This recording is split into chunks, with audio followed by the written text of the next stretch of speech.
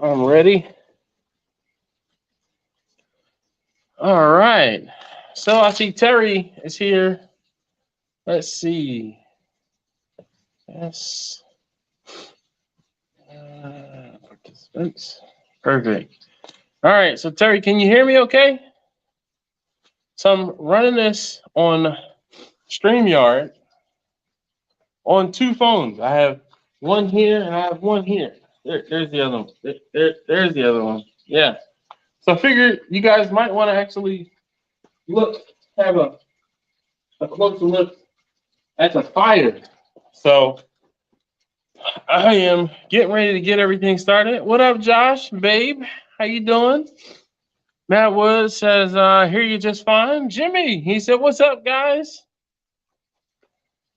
I am currently adding some water to Bernadette here. I figure I'll put enough water in there for it to burn for, I don't know, an hour or so, I guess. 2 hours maybe. Let me flip this up a little bit so you can see me as I'm talking to you. All right. So, hey, how's everybody doing? Cuban Smoke said, what up, Dash? Jermaine, how you doing, man? Been a minute. William Reed said, what's up, Dash? How are you doing? So this is a little bit different take. Obviously, you see me in front of camera number 2, and then I'm over here in front of camera number 1. It's like Inception. Oh, and there's my alarm saying it's 9 o'clock. So I don't know if the notification went out exactly the way that I wanted it to. So because of that, like I said, excuse me, here. Because of that, I started a few moments early in hopes that YouTube would notify you that I was live, or notify subscribers that I was live. Those people who care when I go live, you all. All right. So pardon my back and pardon me moving around. At this point, I'm going to go ahead and try to get the firebox straightened up, squared away. Oh, it doesn't look too bad in there. Hopefully you guys can see in there pretty well. I can't. There's not that much light in there, but there will be soon. Definitely will be light in there soon. So let's flip this down since I'll be working over there. And I'm going to get my stool. Let's get a couple splits ready to go into the fire.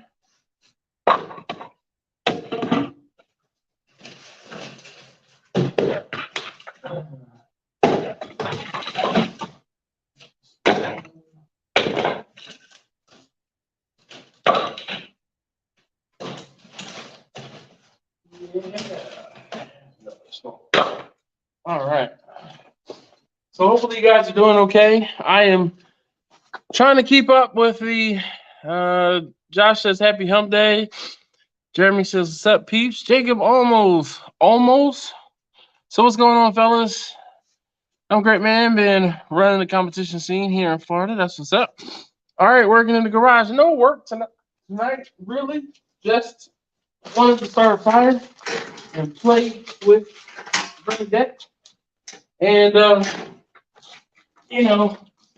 I figured what better way to do all of those things than to have a live fire. The cook a couple weeks ago seemed to turn out okay. So I figured I would do something similar again today. And here we go. All right, so I'm going to get the fire started. You guys are going to get to see that whole process.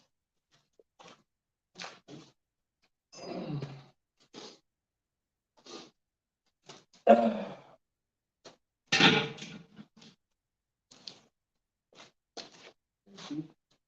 a little bit of a leak here.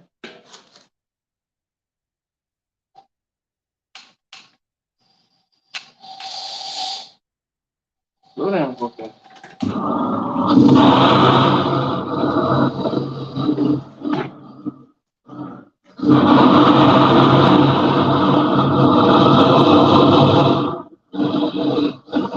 are you guys enjoying this so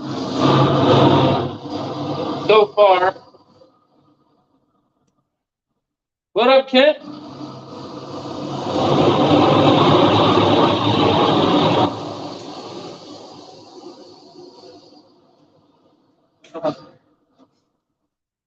Let's see. What up, Russ? How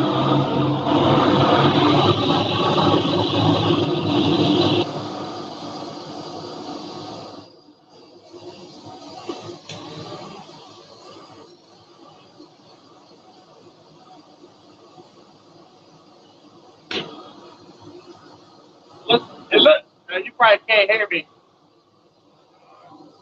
Just made chicken corn on blue for dinner.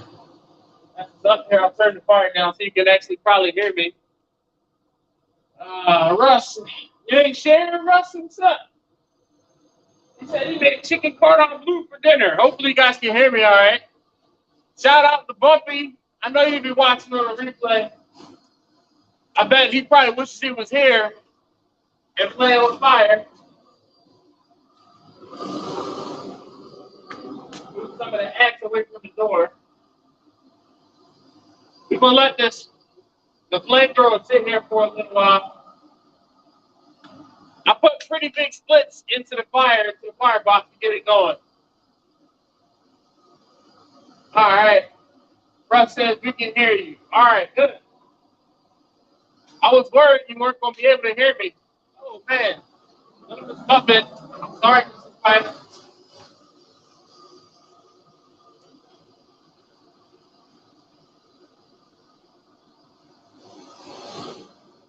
I was trying to turn the fire down, and I ended up turning the fire up.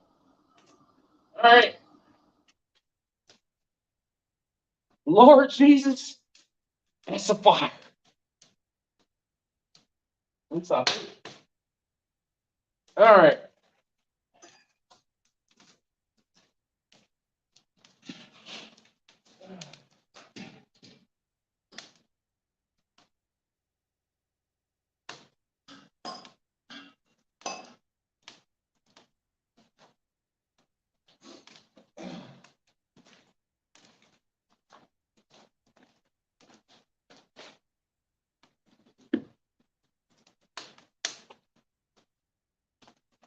Okie dokie. So, I can come back over here. Let's see if I can move this a little closer for you guys.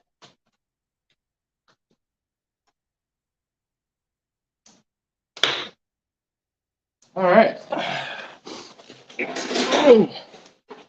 Okay. So let's see here. Woo. Gotta get set up. You know, I'm sitting, like I said, I'm sitting out in the garage, so it's a little different. Okay, Russ says he can hear me. Neil says, hello everyone. How are we today? Hope we're doing well. Blind Man Cooking says, what's up, Dash and Barbecue fam? So Dave is the Blind Man Cooking. Dave, I'm trying to figure out where I'm gonna set the camera up. That looks like a decent angle. Dave says, so Dave, just to bring you up to speed, Dave is visually impaired. So Dave, I'm out at Bernadette, the big cabinet vertical, or excuse me, insulated smoker, and I have the door open and I have two cameras. Well, technically two phones going. One phone is the phone I'm talking to you on and is looking at my face, and the other phone is actually staring into the firebox of Bernadette. And I'm hoping that with me starting this fire, it would get warm in here and I could actually be warm. But right now, it seems like all of the fire is escaping up and out. So I'm going to close the firebox door in an attempt to heat up. All right, there's a good reason why we weren't drafting. The inlet was closed on the side of the smoker. Yeah. Uh-oh. Okay, I'm trying to look at the comments. So that's the scene right now. The firebox is on one camera, and I am sitting in front of the open doors of the smoker on another. Russ said, well, there's a whole new meeting to dash cams. Yes, indeed. Jeremy says, I see why she runs so hot. Fire grate is high, only needs to be maybe 2 or 3 inches from the bottom of the firebox. I want to say I have tried to fiddle with putting that grate lower, and I mean, the thing is, there's a place for it to rest there, so it makes it easier for the ash to get out. I do actually have it is a what is this thing called? Like a firebox insert from Lone Star Grills, and the one that I got was a small one. I'll show you guys.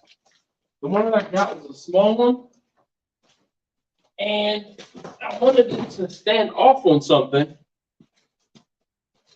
So this is the one that I got, and it's rather small. Whoops. I don't remember what the dimensions are on it, but I wanted it to stand off. And the problem is, when I ordered this, I was not home and or around the smoker, so I didn't exactly see what dimensions I needed. But this one is pretty small, and I don't know if I can. Let's see if I can add this in here, because without, I don't know. You guys want me to disturb the fire and try to rearrange the fire? Maybe try Jeremy's, I'm gonna say idea. But try what we're doing. If you're replacing thermometers on your rigs, what do you recommend? Tell True thermometers are one of the, if not the best thermometers. They're expensive, but they're really nice.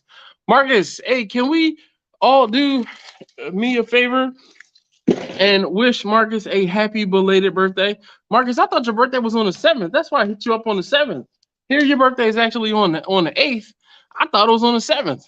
Anyway, Jeremy says she gets a lot of air, causing a super hot fire. But the whole thing is, the air is coming from.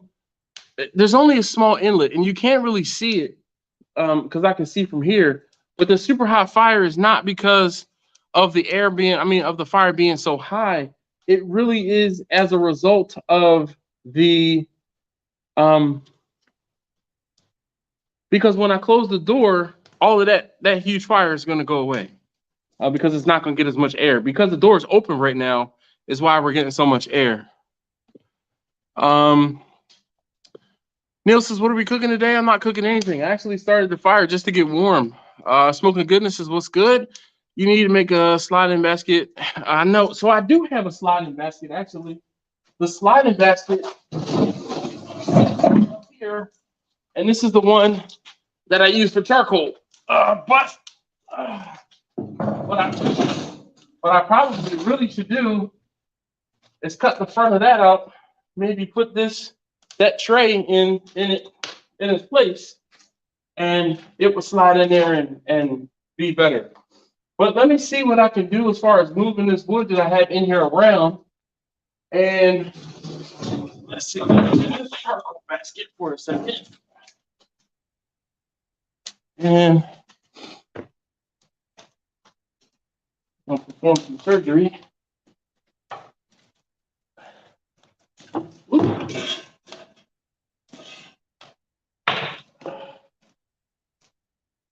Oh boy. Probably should have really thought this out before starting the fire. But what the hell? This is what live streams are for. A whole lot more smoke in the garage right now.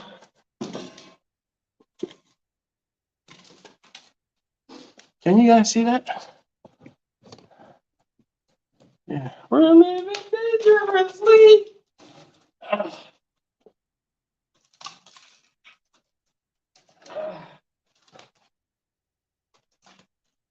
All right, well, what is that? Move this over a little bit. Okay, now here's the grate. I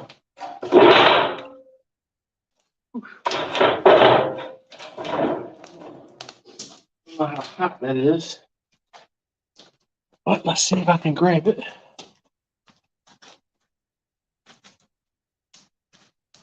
Smoke. Whew.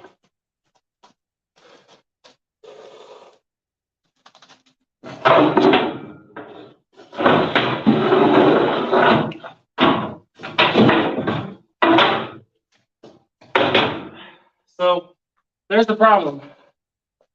The grate won't fit down at the bottom.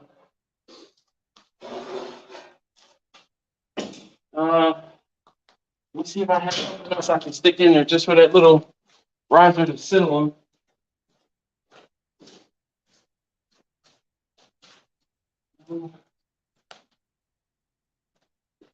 I want that to sit up a little bit. That little piece at the bottom.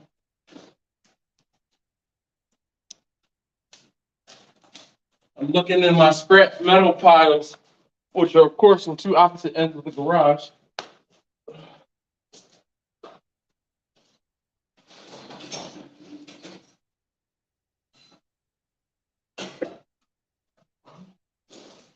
Coming right back.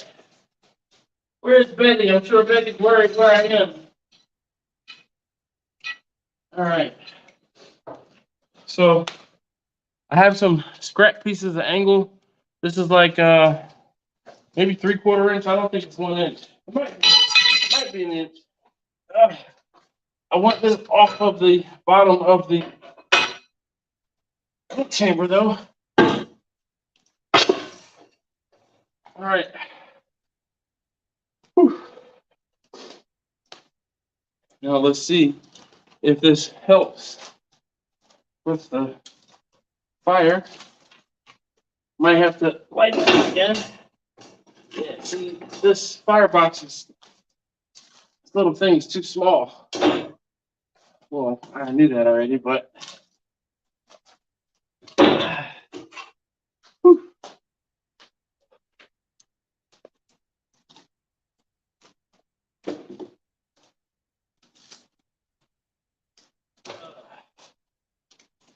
Let's see.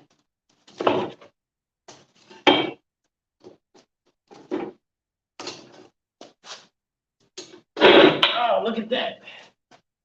I just didn't have it back far enough. Okay. Well,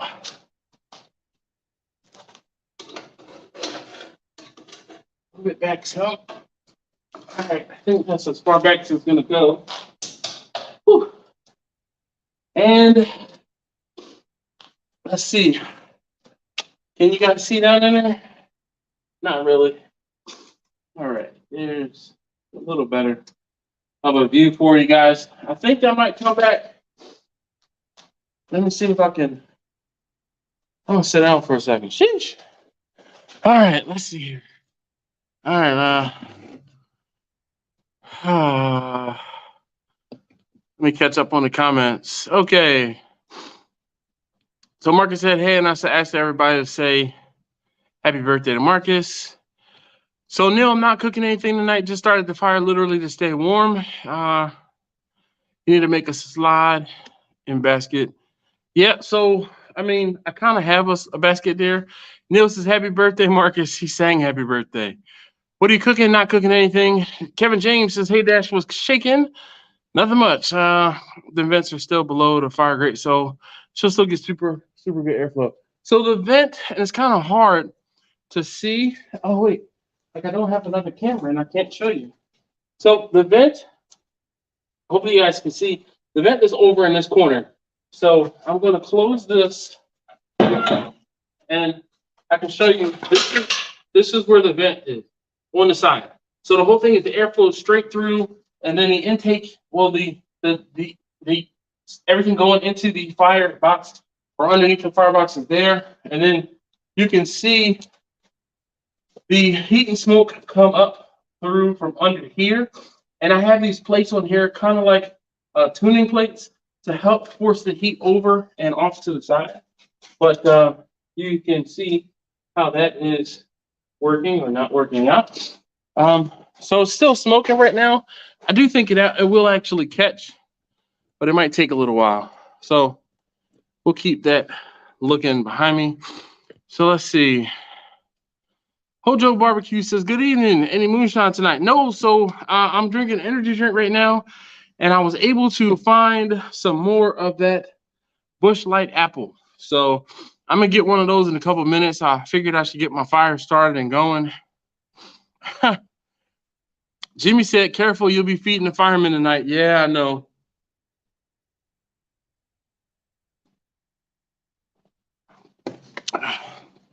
She is smoky right now. I need to get some more air in here. Oh, yeah. But you know what we're going to do? We're just going to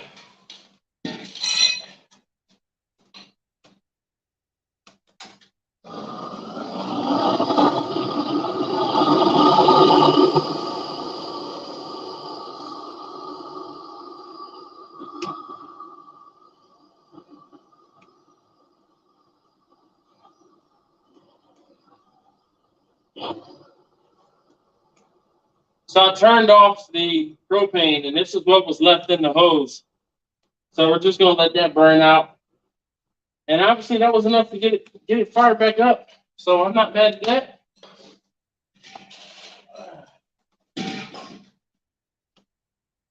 I'll leave that door open for a moment. And I'll let that sit there. All right. But the smoke has gone away. Look at that picture, man. That picture is fantastic. Jeremy says, not a bad thing. She will just need to be fed more often with less wood at a time, if you know what I mean. Yeah, put your welding gloves on, yeah. Taylor says, oh, you mean a real fire at the Fireside chat? Title, dope. Yes, indeed. Jeremy says, yo, what's up? How you doing, man? Jeremy Welling says, damn, bro, that's what's up. Ellie's trying it. She may need a little relight, though. Yep, that's exactly it. As you see, I'm a little behind on the comments, but yeah. Ever smoke a turducken? No, I have not. So let's see. Kent says, Dash, how many turkeys are you cooking this year? I did 17 last weekend, 32 this Saturday, and 28 the following Saturday. So far, I have a max number of turkeys that I cook, which is 16. I have orders for 10 or 12 at the moment, and I haven't even posted anything on Instagram or on Facebook asking if people want turkeys. This is all from, I won't say word of mouth, but people who I, talk to, interact with on a daily or semi-daily basis, as well as people who have ordered in the past and just called me and hit me up. Big Steve, what's going on, man? He said, what's good? Good people. What's up, good people? Jeremy says, fire looks good. It isn't getting bent over to the side now. Yeah. Look, man, I mean, look, I won't say I can admit when I'm wrong, but shoot, that maybe that was it. It just didn't have enough room in the firebox. I mean, I swear I tried to put fire down at the bottom. Maybe that was part of the problem too. I didn't have any room for that ash and the coals to get down on, but that little firebox in there, or a little thing in there, seems to be working. Captain Newbie says, smash them thumbs. Yes, indeed. If you have not already, please hit that thumbs up button for me. I'd greatly appreciate it. If you're on the live chat, if you close the live chat, you should see the thumbs up. Please hit the thumbs up for me. I'd greatly appreciate it. It really does help me feel better about doing these videos, and it helps the channel, and it's just good. And in a nutshell. Kent says, his are all for the church. We feed 700 people on Thanksgiving. Nice. Oh, so do you cook them and then hold them or cut them up, or what? What do you do with them, Kent? God's Construction says, hey, yo, what's up, people? I'm not reading that last part. Jeremy says, done. Thank you. So I know not everybody has, there's some people. How long does it take to smoke the average turkey? It depends. So I smoke my turkeys in Bessie. Bessie is my turkey cooking machine. I will be cooking turkeys in Bessie again this year, and I can fit, like I said, I can fit 16 turkeys in Bessie at one time. The fastest turkeys usually come off in 3 to 4 hours. The longest turkeys can sometimes take like 6 to 8, depending on the size of the turkeys. So, not last year, but the year before, I had a horrible time because I had some turkeys that were like 13 and some change pounds, and some turkeys that were like closer to 18 pounds. Those 18-pound turkeys would take like an additional hour to 2 hours to cook, especially depending on where they sat in the smoker. So Bernadette's grates are not too dissimilar to how um, Bessie's grates are not too dissimilar to how Bernadette's are, except Bernadette has 4 grates versus Bessie having 2, which would be like this one here and this one here. That one at the top would be it would be too it just doesn't work out.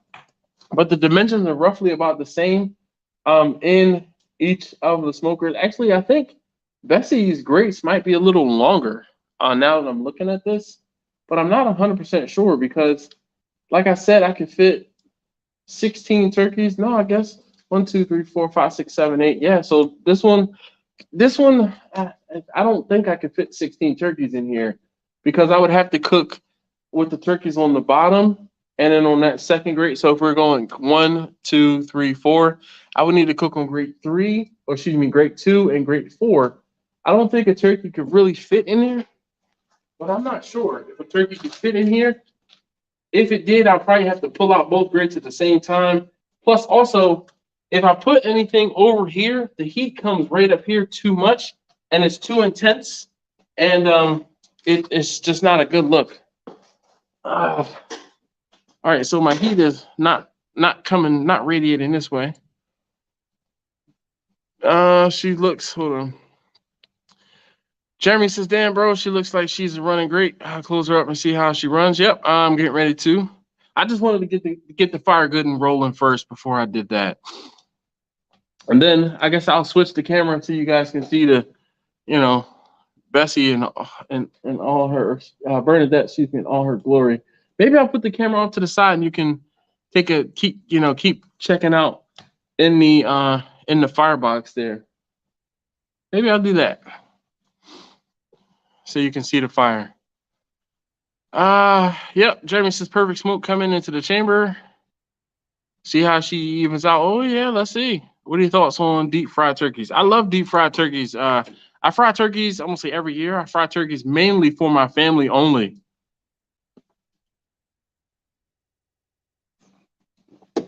Turkey hangers. What is a turkey hanger like? Kind of like a sausage hanger? Never done it.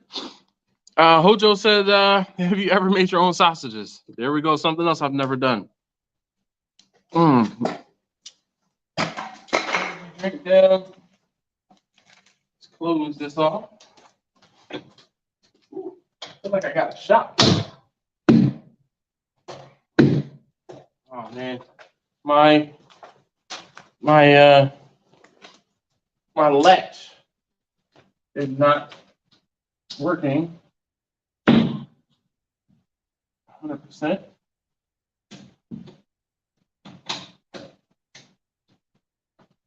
And there we go. Now it's latched. I think the bolt is stripped in the catch there.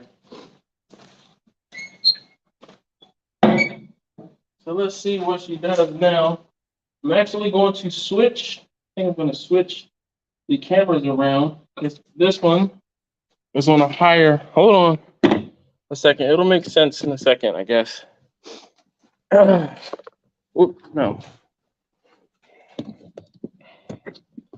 This one I'm going to move over here. All right. So you guys can hopefully still see the fire. I don't want it to get too close to the fire, but we can keep an eye on it. All right. And then this one.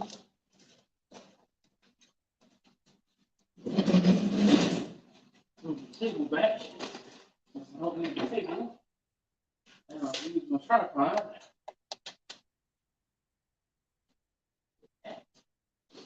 Look at me being all fancy.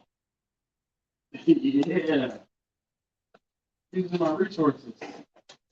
All right. I'll be ready to go get a beer in a second. So let's see. Smoker inside, venting out the roof. No, so it's not venting out the roof. That is there we go. There is the chimney, and the chimney is kind of knocked over, but it's venting out the window. There's a window hole in the wall, if you will. I call it actually a window, but it's a hole in the wall. All right, so let's see. Neil says, all right, my friends, have yourself a great night. Soar back, gotta go to bed. What do you think, Easy Neil? Thank you for hanging out. Jeremy says, take it easy, Neil. Jeremy said, sure. Takes a minute to get the water up and even up. Yeah, so right now, the left side, or my left, is at 100 degrees, where the right side is showing just under 100. So we keep an eye on it, and there we go. We can keep an eye on the fire as well. So when we start seeing, I'm pointing to my phone. So when we start seeing more fire in the firebox there, I will add some more splits, I guess. So we'll see how it works out, and if it works, then maybe I can use Bessie from Bernadette for my other meats. Actually, I want to say next Wednesday, maybe I can do a biscuit test or something. I don't know. We'll see. Yeah, so he's coming right along. All right.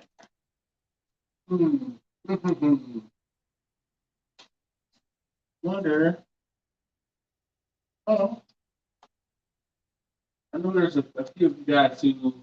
I won't say is there anyone that wants to, but I guess we can talk for a little while, and then as the time progresses, if there's anybody that wants to or is able to join the live stream, let me know, and I can try to figure out how to invite you. Because I've never done this. Whenever I've done this before in the past, I've used my laptop, and then, I've used my laptop, and it's a little easier to control and do different things like that from my laptop than it is on my phone. And like I said, I'm using 2 phones currently to get this done. So Jeremy says she's a nice smoker. Yeah, she and I have a past, if you will.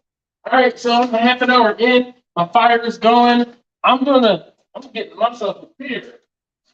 Anybody else want beer? While I'm up?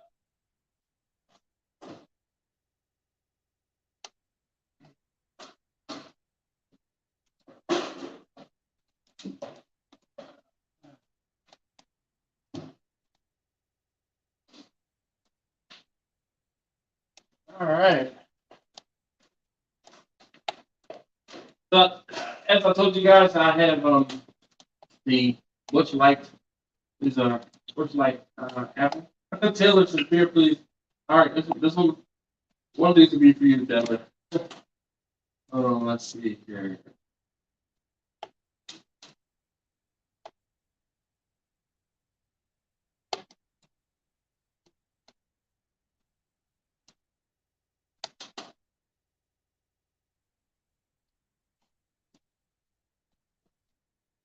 All right, look at that. A little closer.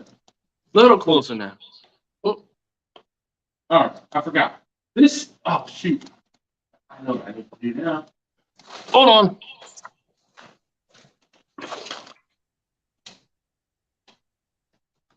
Okay. All right, well. Turn the volume down.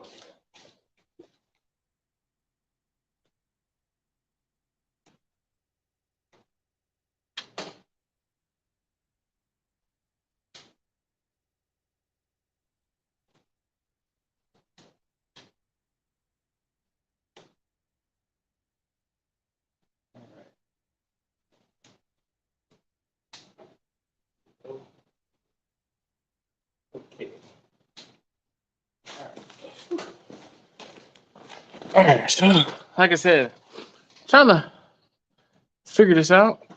All right. So let's see. Taylor Shabir, please. Hold on. She's like the girl that she didn't like the scenes to grow. Oh, nah. So Vicky is the one that is very fickle. All right. Bernadette is just a different animal, different beast. She just isn't doing what I want her to do. Oh, volume still isn't right. I can hear myself on this other phone. So we are going to.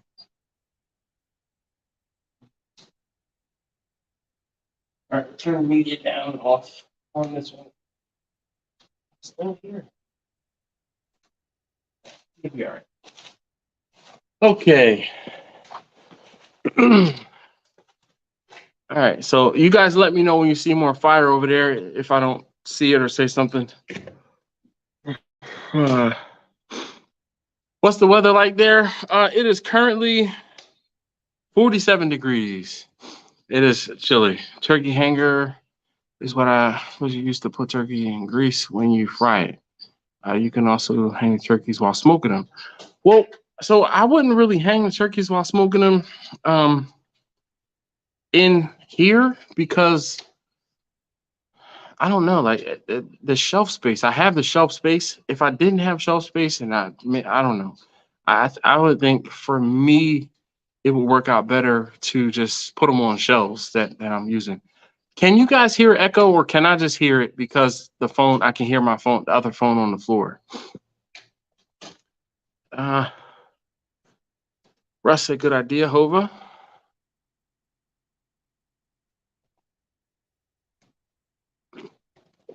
God's Construction said she has a mind of her own. Typical. Yep, that's exactly it. That is exactly it. It's just she just doesn't I'm gonna say doesn't do what I want her to do, but that's pretty much it. So which layout do you like better? The fuller layout or the closer layout? All right, Taylor says sounds fine. No echo on my end. Hojo, Russ says no echo. Jeremy says no latency on my end. All right. Well, awesome. I think this is working out, you know. So I feel like Russ from Raspberry Rock, because he God's Construction said any layout is good. So Russ has a dedicated camera set up in front of his fireplace. So I mean, I know this isn't quite the same as a fireplace, but you guys get what I'm saying.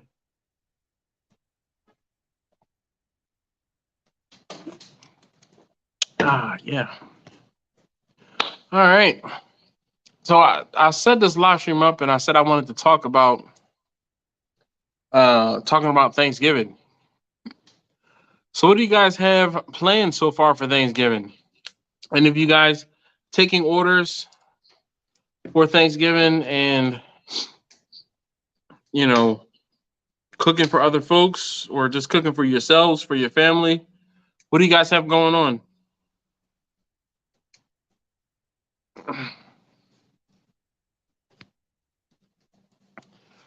That apple brew must be good. It is good. I like it a lot.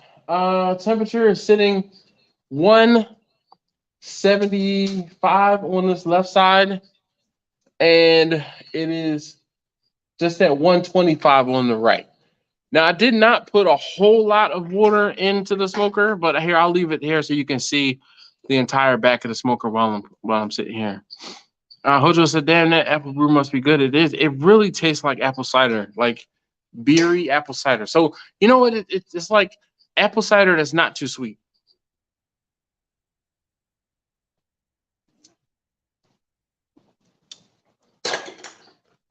First one down. Taylor, I'll drink yours since you hadn't come to claim it. Hope you don't mind.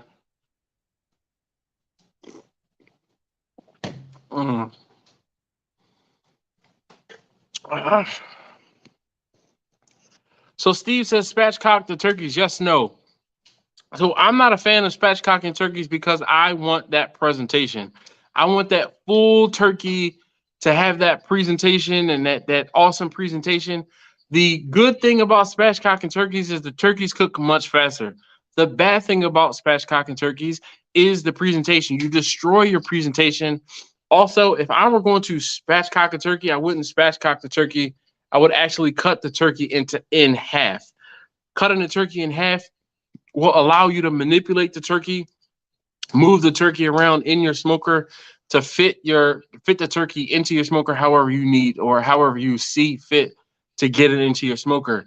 When you are spatchcocking it and you're just simply opening it up, you're increasing the cooking surface area, increasing the cooking surface area while also increasing the cooking area of the turkey, which is good and bad for the aforementioned items or reasons. Hojo says he's cooking 2 turkey breasts, a pork belly, brisket, stuffing, scalloped carrots, and mashed potatoes. I don't see the address. Hova said gumbo and smoked turkey in Louisiana for Thanksgiving. All right. Mark said Thanksgiving already passed here. Yeah. Taylor says smoking a whole turkey on the vertical smoker for the fam. Yep. So that sounds like a good idea. So Taylor, one thing I would tell you is in my vertical smoker, because of the way the heat comes down and around on one side, when I did a smoked turkey in the vertical smoker, I ended up having to turn the turkey 180 degrees in order to kind of get it even. If you do a search on my channel, I do actually have a video detailing that cook. It was called like smoking a whole turkey and a turkey breast or a boneless turkey breast or something like that. Yo, it is getting cold out here. I'm gonna close the garage door. I'm getting nothing but cold air coming off of me this way. Let's see if it's warmer over by the fire. Not that much warmer. I was hoping it was gonna be warmer over here, but it really isn't. Oh man. Let me get this. That's great. Back up on top of the cooker here.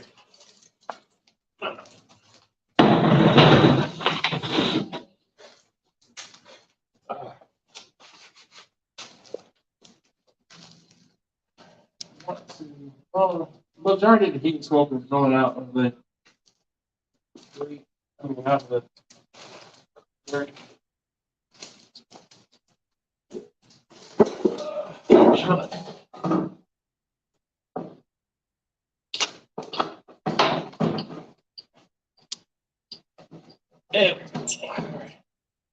that was a little more fixed down in there.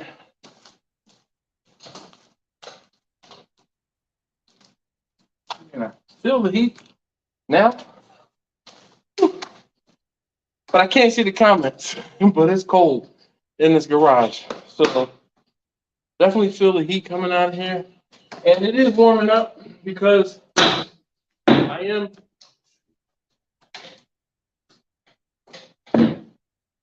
It is warming up because I'm starting to get steam.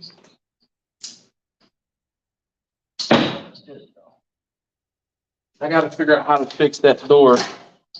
The last time I cooked on it, I realized that door was acting up.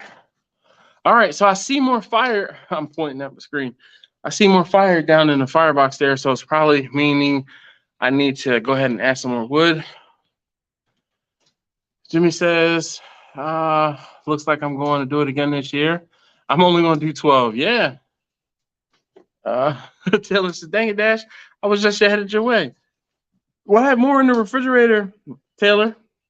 If you come on through, I can certainly get a beer for you. That won't be an issue. Joe said, Dallas is quite the road trip from Baltimore. Yeah, you're right. Lou Calamadas, what's going on? He says, hey, yo, what's up, Dash and Barbecue fam? Terry says, Lou. Oh, man. Lou said he tested positive for the flu. He said, SMH can't get a break. Yeah, you are getting a break. I'm sure you're not going to have to go to work for a couple of days.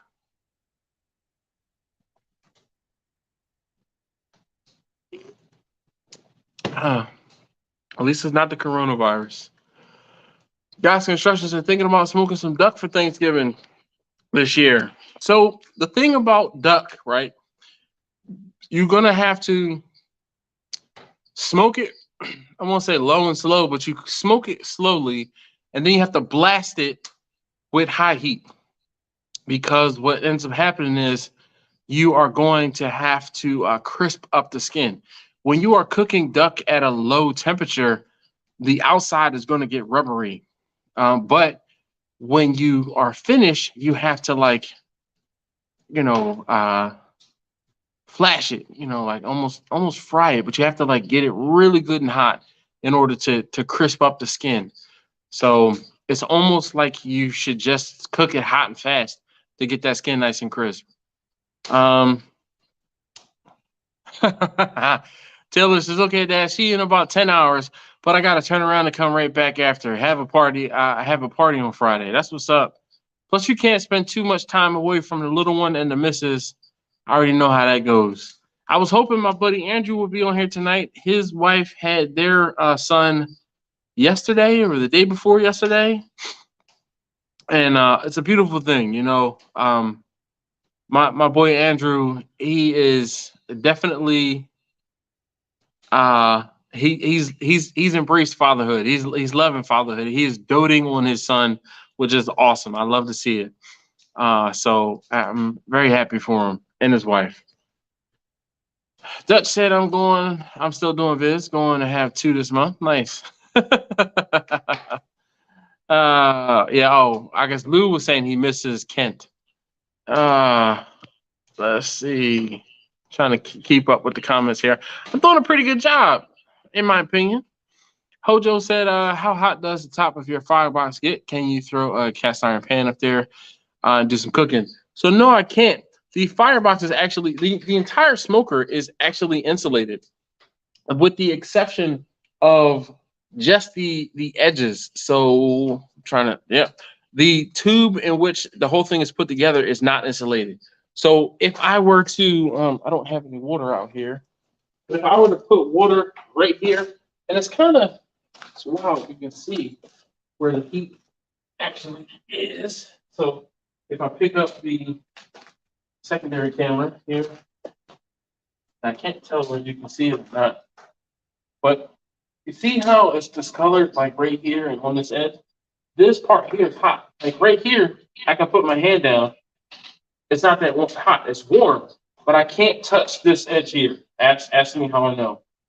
The tube, the way that this is constructed is the square tube was plated, insulation in between, and then it was plated on the top side. So all along the edges are so this frame isn't hot. What this frame around the firebox is.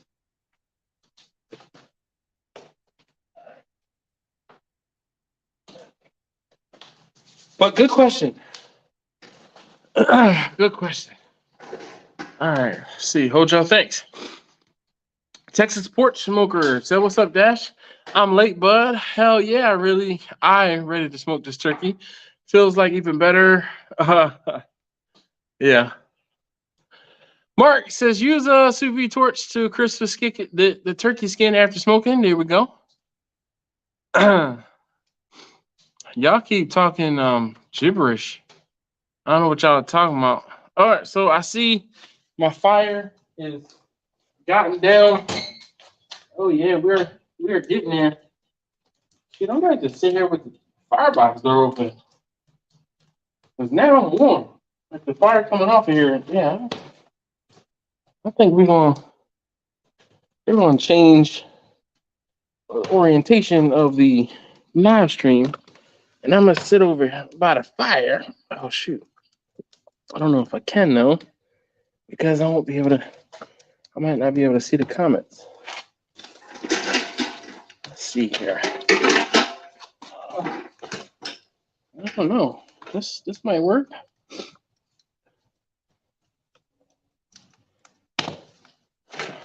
Let's move this. Sorry, I'm trying to figure it out.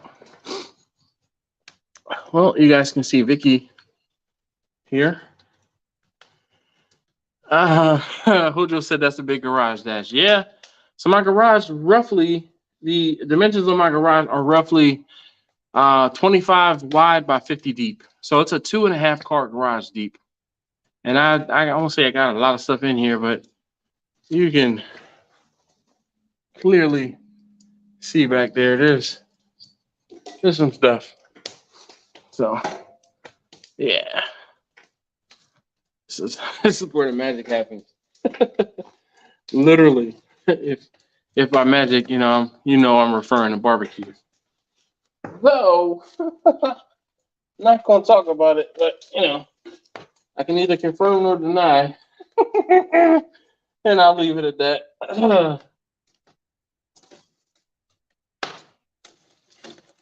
All right, shoot. I might just be able to rock with this because this fire right now that's going feels fantastic. You want me to move the camera so you can see the fire? Because sitting here with the fire poking at me, man, it feels great. I could sit here for quite a while. Man, I think I'm on to something. This fire feels fantastic. All right, let's move the camera. I feel like I should probably move my...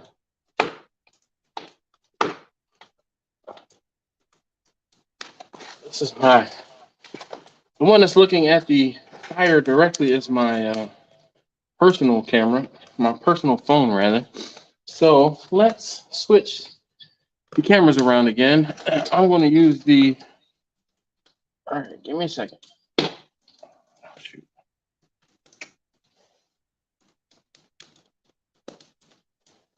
I can use this. The good thing about having multiple tripods in the garage, like I do videos or something.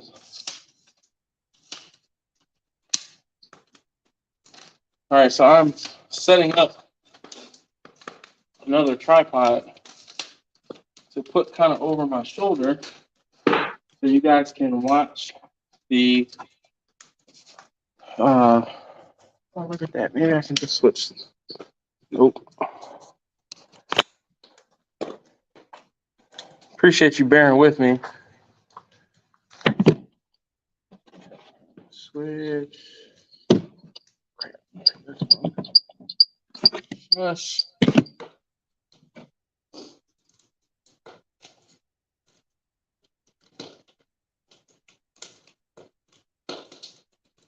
Give me a second. You see, I'm switching tripods and attachments.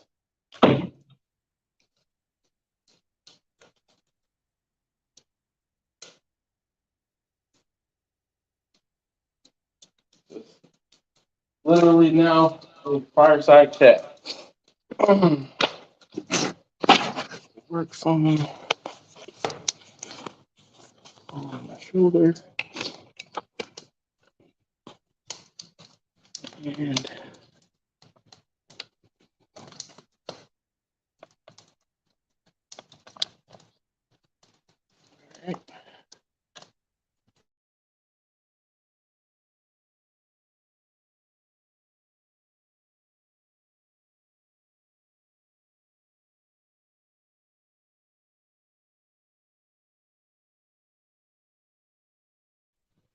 all right.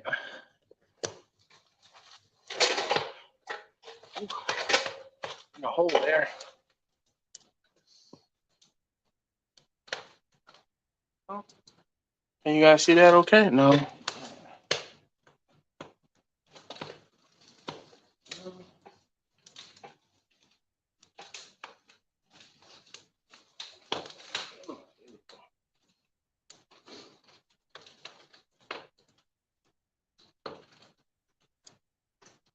does that look? Still off to the side.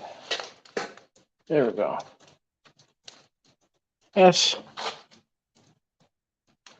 probably about as good as you're gonna get. All right. So, a literal fireside chat. Okay. So let me try to catch up on the comments now that I've done all my moving around.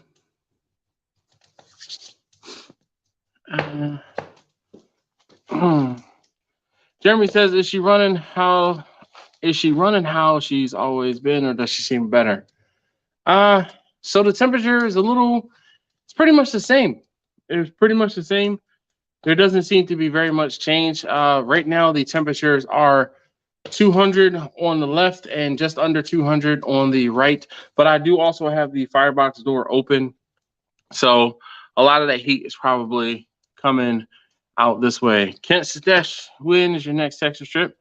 I'm going to Houston in February. I'm not sure, Kent. I'm not sure. I want to say life and things have just been getting in the way, but they really have been. Every time I'm like, oh, I have a weekend to do this, or oh, I have some time to do that, something comes up. And I tell you guys all the time, I'd rather make money than spend money. And me going to Texas is definitely going to be spending money. Jimbo says, any chance you bring back the Don't You Hate It When videos? I don't know, man. I want to say I don't know. I never say never, but I don't know. I won't say I hadn't really planned on bringing any of those videos back, but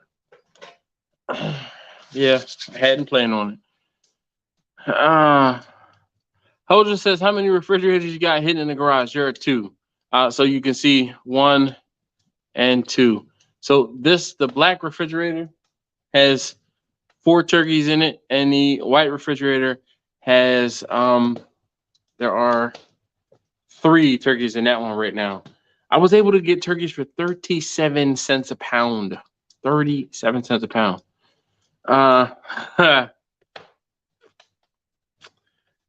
Angela, what's up? He ain't never going to Houston ever now. Yep.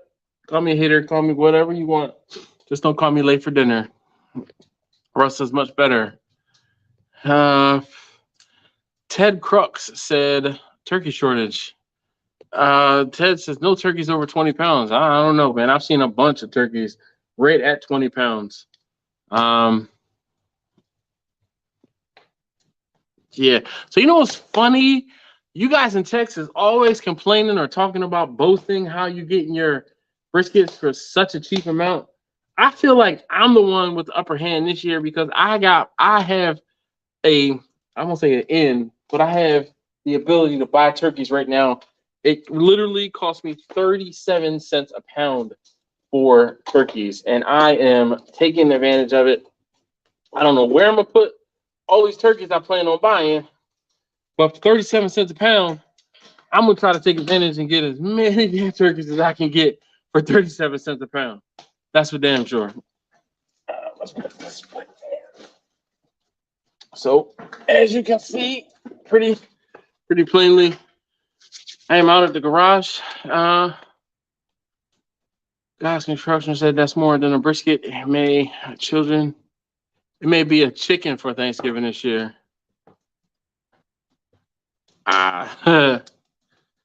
Angela says that Don't You Hate It When videos were funny. Yeah, they were relatable. It wasn't necessarily funny. They were relatable. So you could relate and kind of lament on those videos.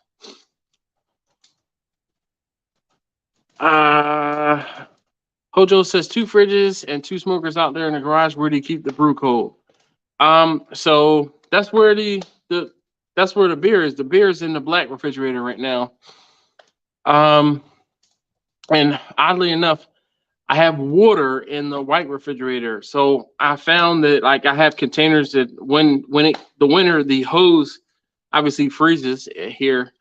So I used to keep containers of water out in the garage so that I could put water into the smokers as I was cooking, but they would freeze because it got too cold. So I'm like, well, I'm gonna put the water in the refrigerator, and it kept it just warm enough for it not to freeze for the most part.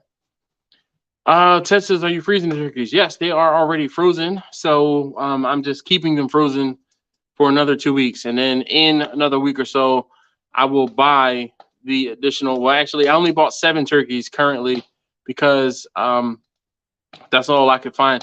I'm trying to smoke turkeys in the hey, something jumped. I thought it was something moving. I'm trying to smoke turkeys in a 15-pound range. So yeah, it's 43 degrees. Where? Yeah, well, I'm talking in the winter right now. So it's 47 where I am. But in the winter, it gets so cold in the garage that everything freezes. So yeah. Yeah, the beer is in the refrigerator while the turkeys are in the freezer. Sean, he said, "What up? What up? How you doing this evening, Sean?" Russ said, "I'm gonna smoke a ham this year." I had a lady call me today, yesterday. She said, "I'm gonna need a smoked turkey and a smoked ham." I said, "Ma'am, I don't smoke hams. I just don't. They're already smoked. Right? They're already smoked. All you gotta do is warm it up. Literally, hams are the easiest thing to do. I don't want to take your money by just warming up a ham for you, because literally all you have to do is warm it up. Seriously, just warm it up." And actually, so wait, who was it? Somebody said I had 2 smokers out here. I have way more than 2 smokers out here. Hojo. So there is Vicky, and there's Bessie, and Bernadette is over there. So there's Bernadette. And Bernadette is actually what the smoker I'm going to be cooking the turkeys on. She's a workhorse. She is the smoker that I have done most of my cooking on and with in my cooking career. Hojo says, "Got it. The beer is keeping the turkeys company." Yep. Jeremy says, "We have done individual Cornish hens for Thanksgiving. One year, everyone got to pick how they wanted it cooked. Never again." Yeah, man. Taking you like a short order cook when you do stuff like that, man. No, sir. We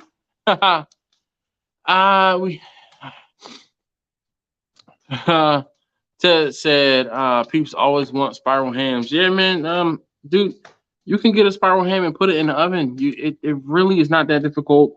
I won't say usually, but my wife usually wants a ham. Just I won't say for something different, but because it's kind of holiday thing.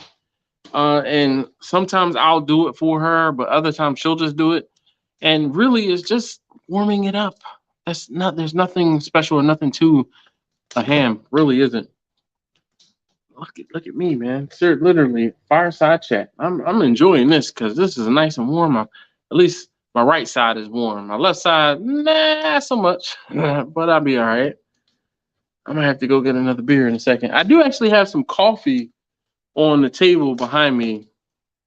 It is coffee I got this morning from 7-Eleven, but I hadn't got it in my big old half-gallon container, and it is what it is. Shout out to Bumpy. We are over an hour in, and I know he's watching on the live stream. Shout out to my buddy Andrew as well. He watched the video back last week. He's got that newborn, and he and his wife, it will cold coffee. It's hot. It's still in an insulated container. It's not gonna be that cold. It's gonna be warm. It's just not gonna be like piping hot. But I don't like piping hot coffee anyway. I'm not trying to burn my lips, my mouth, my tongue. I want to drink it. You need to break out some s'mores. Shoot, probably should. Like I said, I'm hoping this isn't gonna be too hot. It is warm on the camera. With that back just a smidge. I can still feel the heat, but I don't want the phone to overheat. All right. Actually, I'm gonna get some coffee now. Let's see. Making ill remarks and such. Look, it's still hot. Steam's still coming off of it. Look at that. Look, that's hot enough for me. Again, I'm not trying to burn my lips, my mouth. Oh, yeah. Cheers.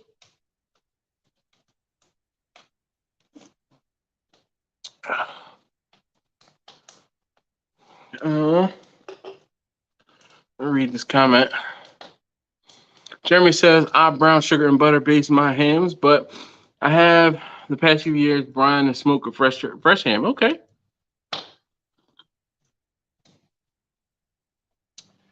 Ted says, you do your gravy.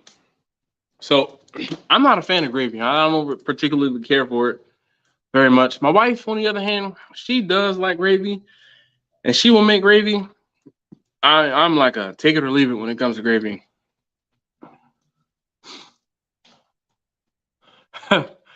Her cousin Angela said, I bought a tabletop fire pit for the porch. I'm about to be real country out here. Yeah, just be careful. And see the steam coming off my coffee? That's warm, plenty warm enough for me. Try to add oh, so she says, Jeremy, try add a dash of cinnamon or nutmeg to the ham. It's a game changer. Yep, it'll give you that not umami, but those other flavors you're looking for or lacking. Oh, interesting, Angela. Jeremy says, I love some gravy. Yeah, usually gravy, in my opinion, usually gravy is used to cover up other inequities, if you will. Angela says it uses alcohol, not gas. Huh, that's what's up. Like, so are you putting cheap liquor in there, or does it have like an alcohol specific thing that you burn? Just interested.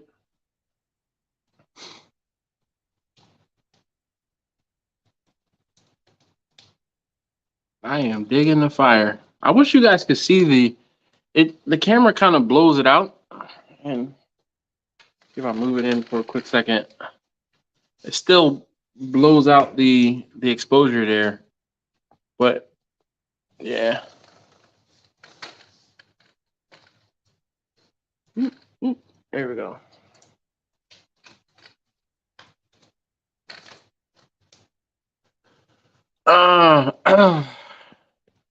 Jeremy says, yeah, my grandma used allspice.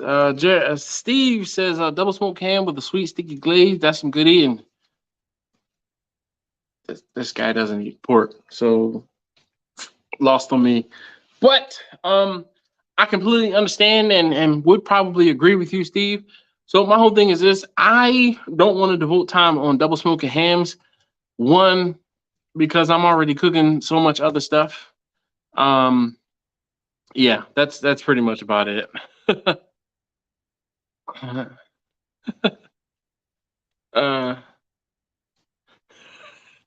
Russ said I use alcohol and have gas. Okay. Oh, 70 or 90% isopropyl alcohol. So that's cheap stuff. All right, that's interesting. I might have to see that in action and see if I can help you out with, some alcohol or something.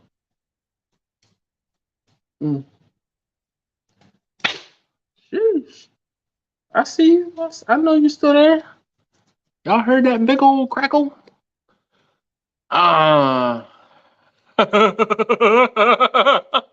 Hojo says, starting in December, you need to have some Christmas carols in the background during the live chats. So that's not going to be able to happen. YouTube and their infinite wisdom will not allow if it's copyright music. I know most Christmas carol songs are not copyrighted. At least I don't think they are. I'm going to open up the garage because I see smoke in here. I'm not trying to die from carbon monoxide poisoning.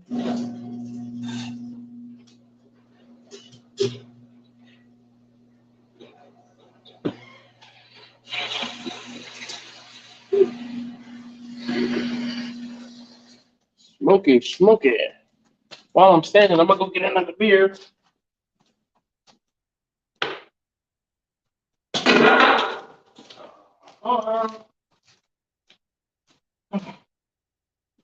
Anybody else need a beer while I'm up?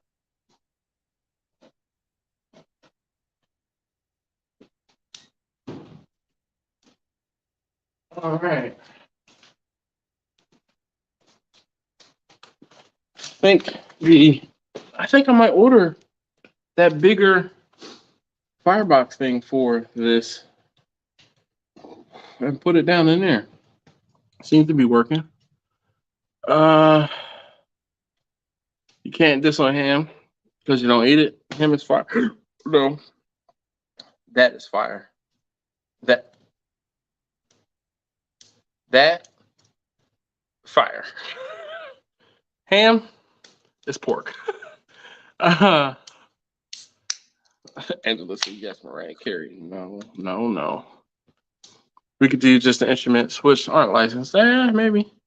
If we scream yes, can he hear? Oh, no, I can't really hear, but I brought two just in case somebody said yes. So this one's mine. This one can be yours. Push Light Apple. Have you ever had one? If you haven't, I highly suggest you try it. It's pretty good. I'm a fan.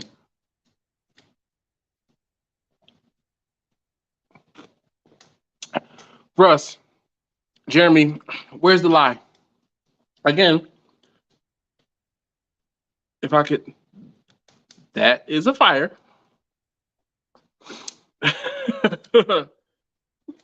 Again, ham is just pork. I am feeling this right now. This is great. Angela says sounds delicious. So it is Angela, I've described it as a less sweet apple cider. It really is pretty good.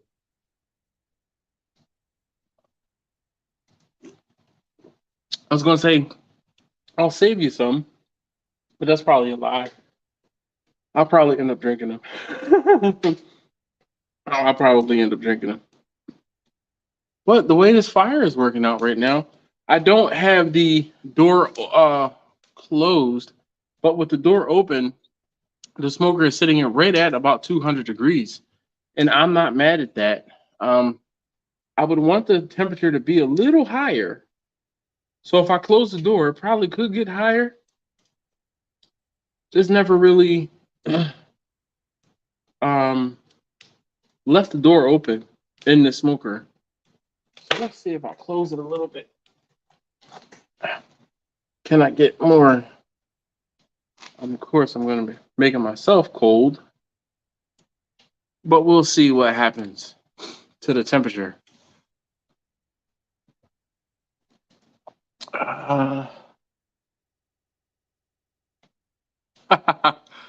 It's too epic cold when you can see your breath. I already know. Are you coming down this weekend? I wish I could, but from what I understand, my father-in-law is coming down this weekend. Mrs. Dash's dad is going to be coming to my house this weekend or on Saturday. So I'm not going anywhere this weekend. How's the PPU job going? That's lovely. I've been here over a year now. And it's fantastic. You know, it's crazy. If you scroll back on the live, when I showed Bernadette, I left my PPU sitting on the table. I took it off of my hip because I figured I didn't, if my hoodie rose up a little bit, I don't want to flash you guys. So I put it on the table. And then when I showed the smoker over there, it was sitting right there on the table. So, you know, but sitting out here at night in the dark, I'm not trying to play that game. I'm a card carrying member for a reason. I'll use it. Excuse me. Jimmy says yes, it's pork, but it's very good cooked properly, and sometimes by the people of the world, it's called fire to eat. I hear you, man. There's nothing wrong with it. Nothing wrong with it at all. Nothing. All right, so having the door closed, I am actually getting a little more heat inside of the cooker, which is good. But I am not getting the heat that I want out here. So I'm going to open the door back up. And it's still sitting at right about, well, it's climbing almost 225 degrees. But I'm going to let that heat come back this way. Come to me. And I'm going to enjoy the heat coming off of this thing right now. I got to figure out if I should knock those two splits down into the fire or leave them sitting up. What do you guys think? Can you see there's a split here, and there's one here, kind of up above the fire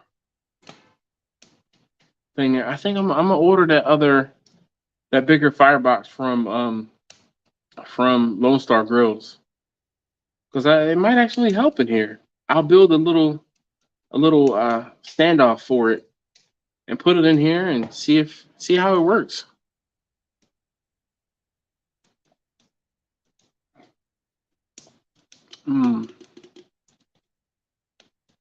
But I'm worried now. See how you guys can't really see. I can see it. It's not really coming off on camera. That's running good. 225 to 250 is perfect. Yeah, but the whole thing is it's not really 225. It's under 225. It's like 212 right now. 210, 212. It's not 225.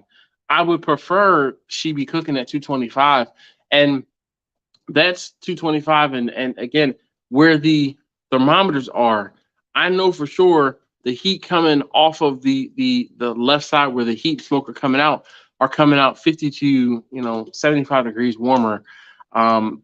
It really just does not cook the way that I want it to cook. It would be like having this whole entire smoker. So the heat and smoke come off of this side, right? Oh, sorry, this side, because this is the side away from the firebox. So it'll come off this side. And the problem is there's too much heat and smoke that are coming off of the side. It's too direct, pumping into the smoke chamber. So what I end up having to do is I can't cook on the lower grate or the second grate.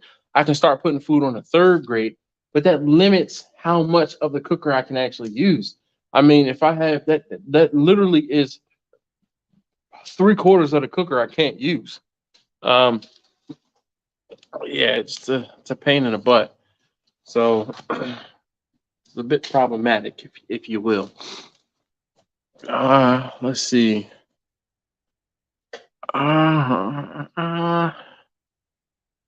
Jimmy says I have a Glock Model 22. What do you think of those cases that make your pistol into like a semi? Are you talking about like the what is that thing called? But it's not a case, but a brace. It's like a brace. You put the pistol into the brace, and it makes it almost like a carbine, a pistol caliber carbine, a PCC. Is that what you're talking about? What is 22? Is 22 a subcompact 40 cal? I'm not 100% sure what a 22 is. I guess, or is it a subcompact 45 caliber? Get with the door open. Got a guy that will make any size fire baskets you need.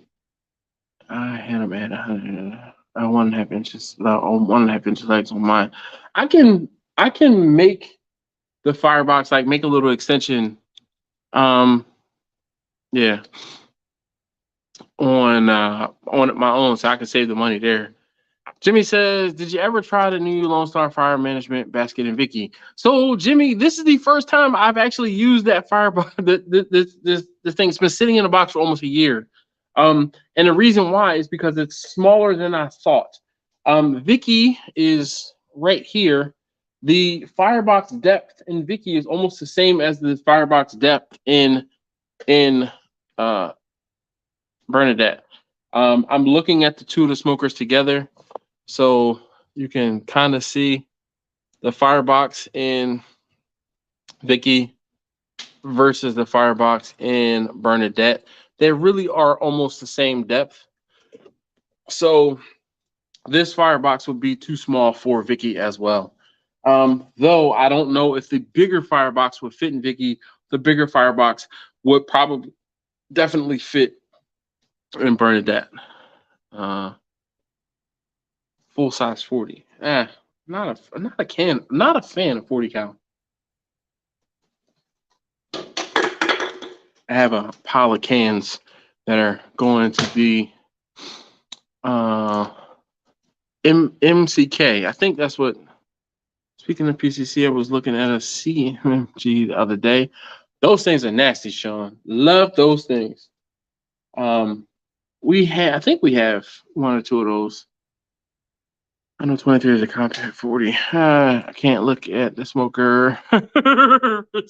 Rest in peace, Big in the blanket. Yeah, man, let's not talk about that.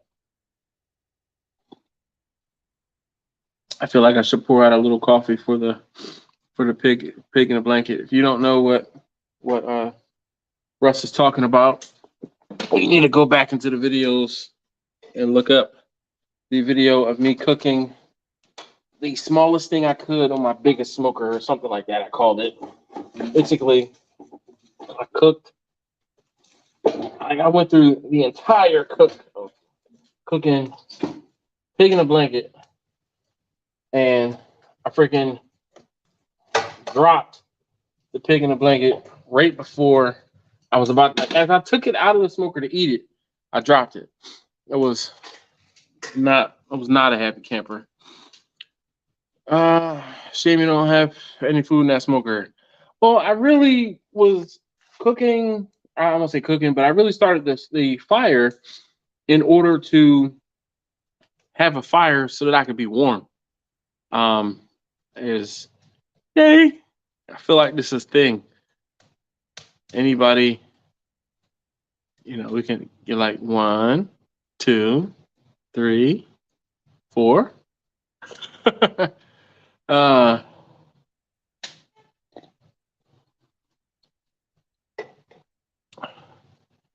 Hold on 1 second. Speaking of fire poker, I have one of those.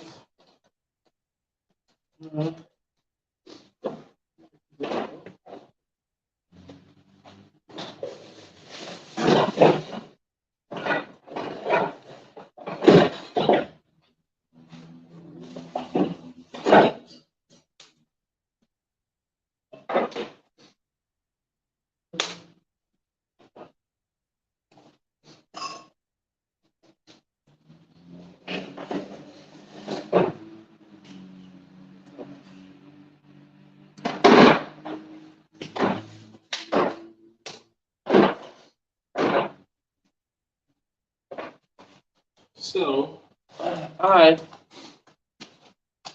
went to an estate sale and I picked up some fire what is it like the whole like a fire poker set type thing. So I do have fire poker. I do have a big green egg fire poker too. But let's move. All right, so that's where these big old tongs came from. So move that out the way for a second. Move this out the way for a second. And have a shovel here.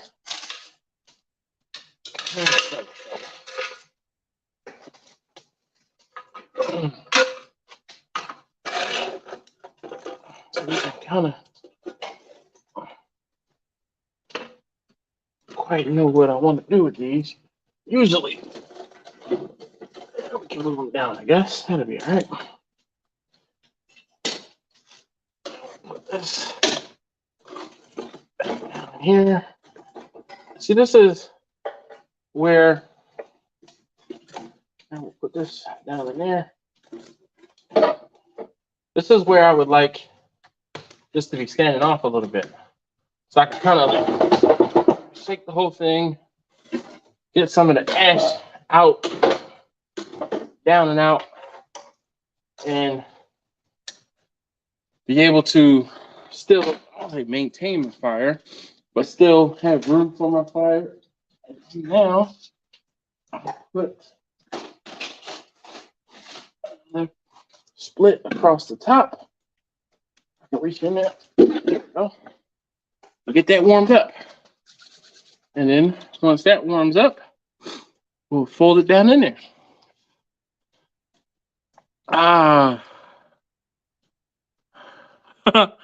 Hey, Terry, thanks, man. I appreciate it.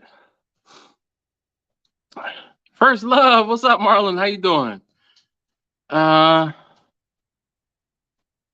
Yeah, Jeremy, I have one of those. It's just it's on the side of my house with my big green egg. But I do have a fireplace poker. Like I said, I went to an estate sale and I bought two fireplace sets. One of them was nicer than the other. This one's kind of like brass and rusty, and I don't know. They had two different types of attachments, but there were two shovels, two like fire poker things. This one is the nicer of the. Actually here. This one is the nicer of the two. I use this one pretty regularly, especially obviously you see as I'm dealing with live fire. I keep it pretty close. Terry posted a video, mini pig in a blanket cooked on the biggest smoker. Yes, thank you. Grilling and chilling with Mojo says, nice. Sean says, this double camera setup is dope. Every now and again, I come up with a new trick for you guys. Like 2 inches above the bottom of the firebox. Yep. So I can, and if it weren't so late, I would say I'll make it right now, but I don't want to keep up a whole bunch of noise. Chopping and cutting and welding. And actually, I mean, I could weld it right now, but I'm sure I could find pieces to put the whole thing together. But the problem is going to be, at this moment, the problem is going to be I don't have the metal cut to size, and using the saw this late at night, it's just going to be obnoxiously loud. It's so quiet. You guys, I mean, normally when you are hearing everything going on in my house or during the day, even with videos, it is not quiet. Yeah, Jeremy. So when I've done fireboxes in the past, and actually I have, the only thing is it's buried in Bessie right now. I had a firebox that I made, or a stanchion, and look here. A stanchion is sat off of the bottom of the floor of the firebox, about this high, yay high. You see my hand there, and it worked really well in letting the ash and the coals have a place to go, so that the air could get underneath the coals and keep the fire burning, literally. So, yeah. Let's see. Oh, you know what? Since somebody stepped up and came to collect this beer, I gotcha. Marcus, you still awake or you sleep?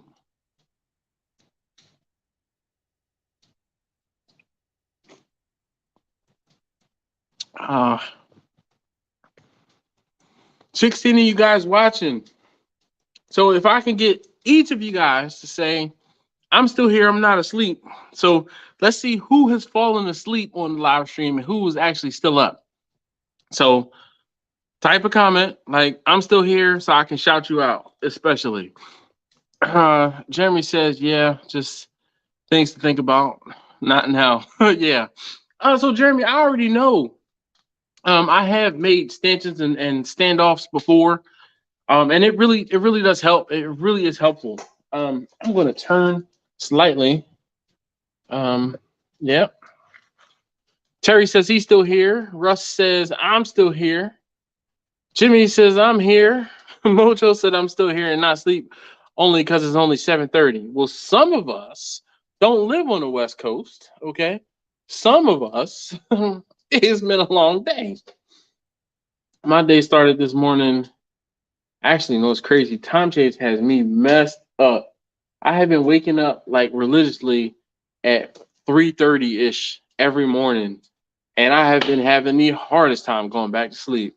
So this morning was no exception. I woke up again at 3:30. It was actually like 3:24, and I just looked at the clock like, damn, I still have 2 hours before I need to get up. And I was able to like roll over and go back to sleep, but I ended up waking up. It was like waking up at 4:45, and it was no going back to sleep. So I said, all right. I laid in bed and I I have wireless headphones on the side of the bed, and I put some headphones on and I was watching the YouTube videos until my alarm went off at 5:30. Alarm went off. Actually, I watched videos until like 5:45. Then I got up at 5:50 and went downstairs and logged on. So,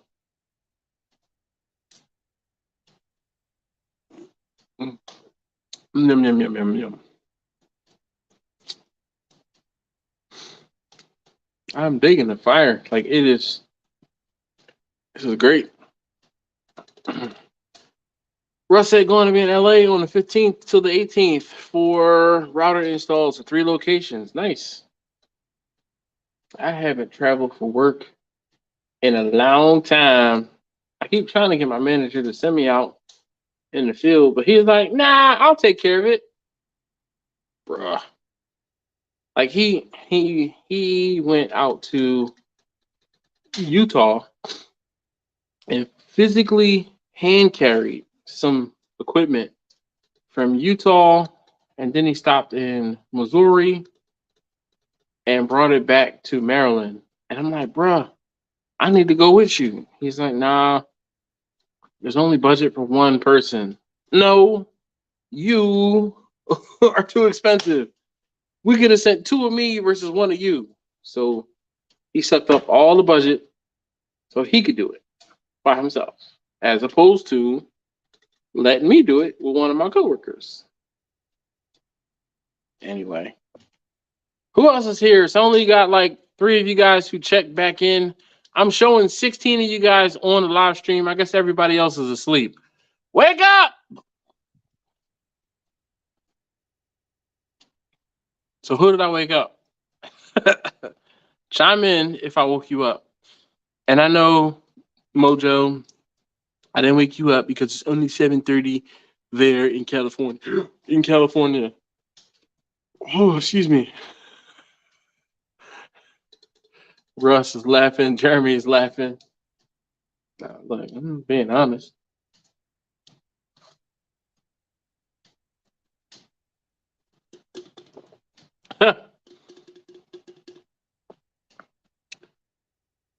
Uncle Steve, how you doing this evening?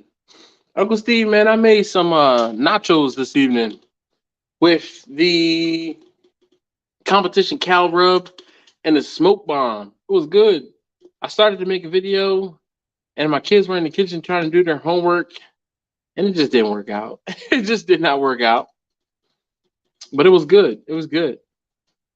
So use the sweet spicy chili Doritos.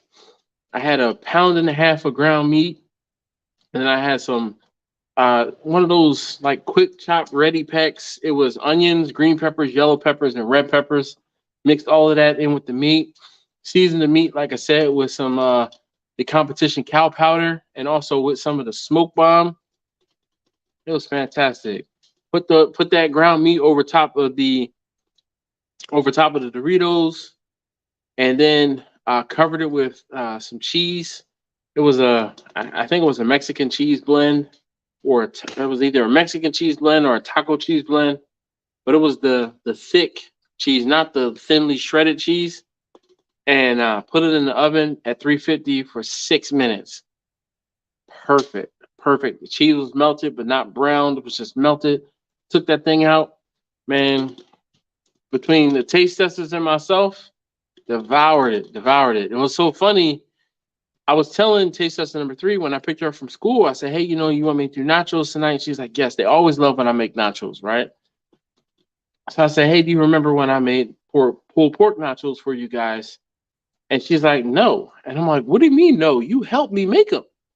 And she's like, no, I don't remember that at all. So on our way home, I showed her the video from 2019. And she's like, I don't remember this at all.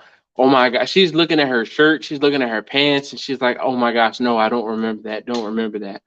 And it was so funny watching her watch herself from 3 years ago, or 3 years ago now. So that was 3.5 years ago. My recycling pile keeps growing. So, but yeah, it was Uncle Steve. The nachos turned out fantastic. But you already know that. That's how everything turns out with Uncle Steve when it comes to Uncle Steve's shake. So listen, hey, if you have not checked in recently and said, hey, I'm here, check in and say hi so I can say hi to you. Make sure I acknowledge the fact that you're still here and you've made it. I am chilling here by the fire. So as you can see, my hands are here. So, you know, this is Inception.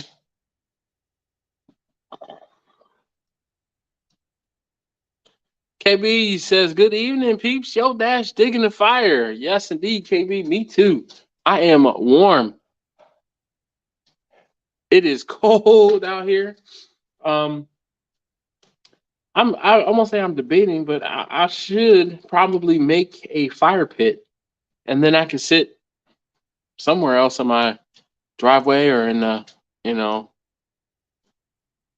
Marlon, you already know, sit in somewhere else, not necessarily in the garage, and have a fire going, because this is magic right now.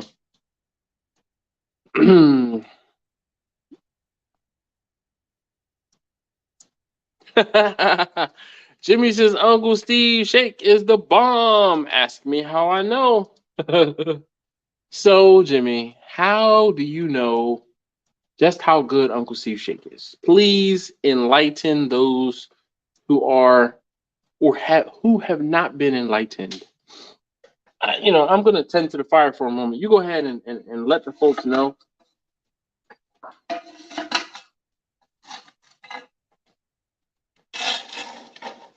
Look at these coals, man. Woo. Like,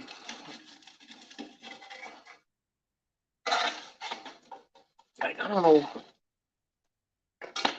what to do with it.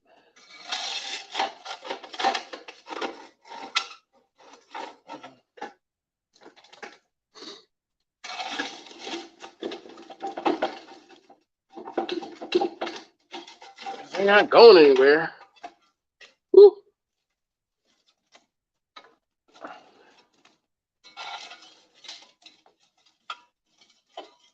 There we go. Some separation and some air up in there. Now we got more fire. It's so funny.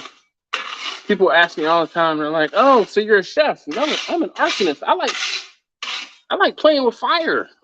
I just so happen to cook.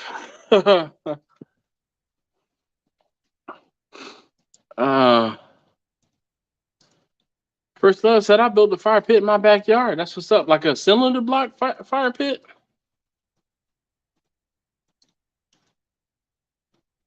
I keep saying I want to do one of those myself. It's been kind of lazy. Jimmy says, go watch Cuff and Stuff Barbecue. Find out. All right, I see what you did there. Hojo says, I have a fire pit in my backyard about 10 yards from my smoker. Roll my TV outside quite often and sit by the fire pit while the smoker does the work. Yeah, man, that sounds like a plan. Russ says, I concur. Look at him with like a $5 SAT word. I concur. Uncle Steve's is the bomb, but I screwed up. I gave a bottle of the competition cow to my brother-in-law. Now I want it back. No, you ain't getting it back. You got to order yourself more. Well, really what you do is you tell your brother-in-law he needs to order some for you. Man, my freaking... Can y'all see? My hands are dirty. Dealing with the daggone fire pokers and stuff like that. But, woo, this fire feels pretty damn good. Y'all see the fire and the reflection of the fire in my glasses? Yeah, it is real. Terry said, I've given some. Uncle Steve's now, no money to restock it. I'm giving away some. Uncle Steve's now, no money to restock it. Yeah. Don't do that. Don't do that. Uncle Steve's is a precious commodity. Russ said the red line is getting close. Do I have any out here? No, I think I took it in the house. I know what red line you're referring to, Russ.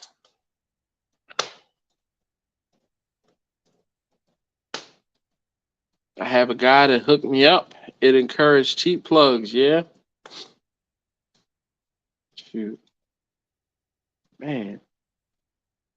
All right, so the smoker right now with the door wide open is sitting at a little under 200, and it's at 212 on that, probably on that second shelf. So, you know, 1, 2, the second shelf from the top, which is pretty good.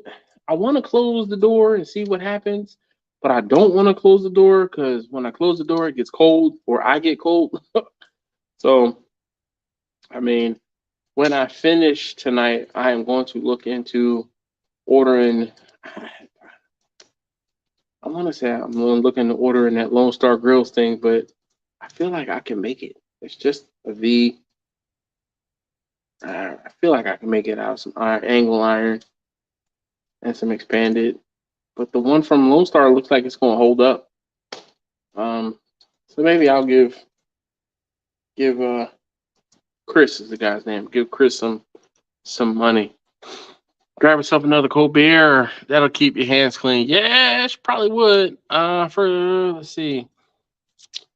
Marlon says cinder block fire bit. It was a kit from Walmart, but you have to do the digging yourself and move X amount of stones. It's cool after you're done, but it's hard work to build. Yeah, I mean, I already know how that's gonna go.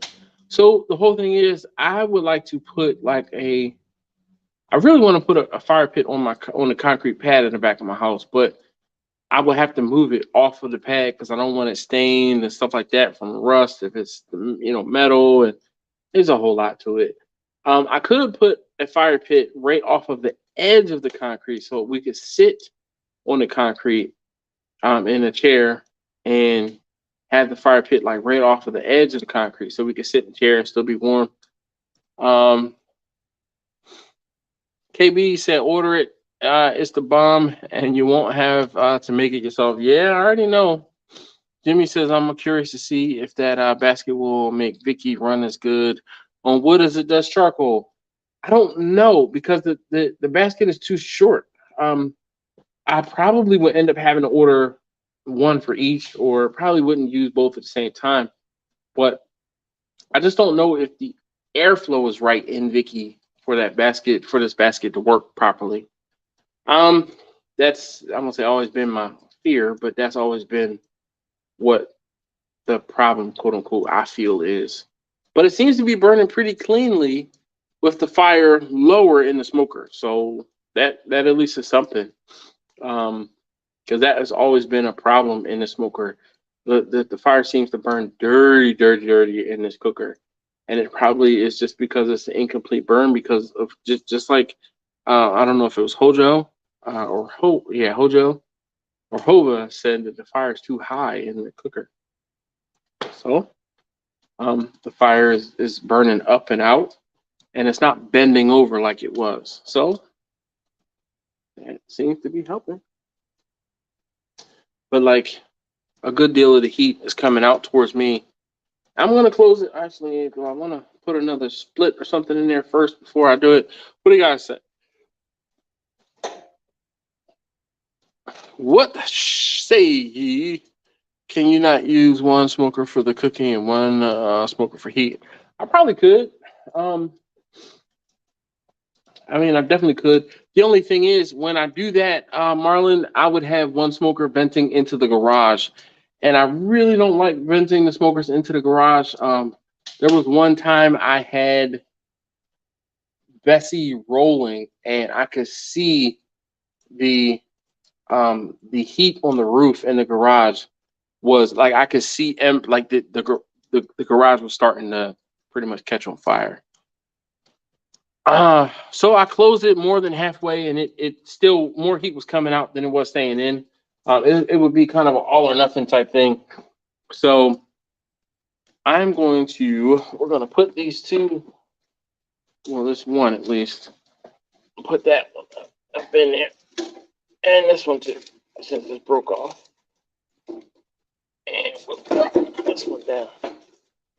There we go.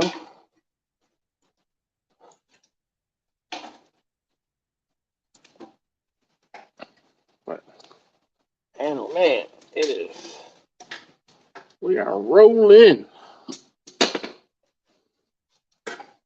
All right, we're going to close this off and see what the temperature does. Woo! I can feel the temperature drop real quick. So when I closed it halfway, it did not get above the same temperature it's been sitting at. Mojo said, okay, I'm back. Still not asleep. Had to get a water. Water? We ain't drink enough for you to have to get water. 19 folks here. Who else has joined us? Actually, I guess I could move the other camera to look at the thermometers. Gosh, it got cold real quick right here. You know what? We're going to close the garage doors again. Woo, buddy, it's cold.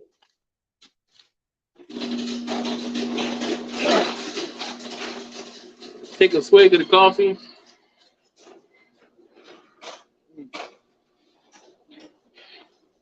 Which is cold at this point. Because I left the top off.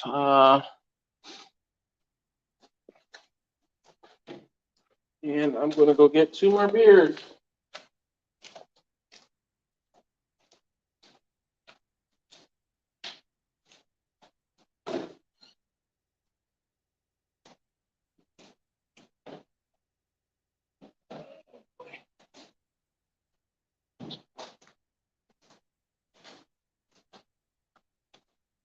These are still closed.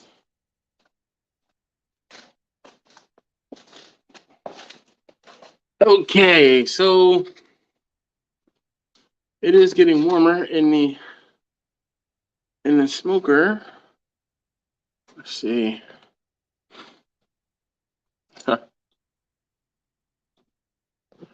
Jimmy said, time to hit that thumbs up. Yes, indeed. If you have not, please do so. I'd greatly appreciate it. Jeremy says the door.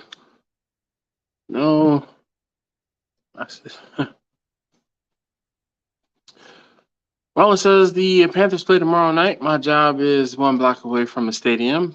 Pray for me that I get home through all the traffic. Hurts more that my team sucks, yeah?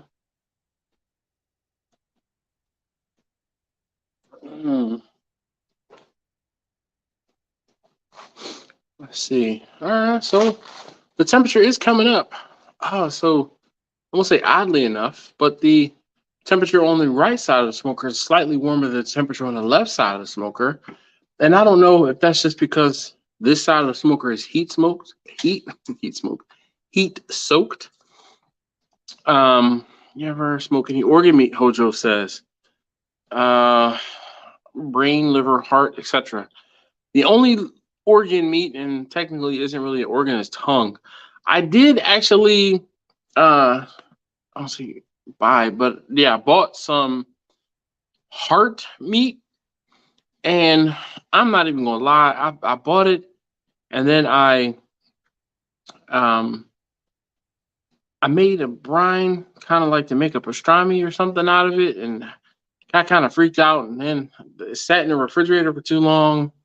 It was only supposed to sit in the refrigerator for like a week, and then I ended up forgetting about it. Then when I did come around to it, I couldn't actually cook it. It was a whole big thing.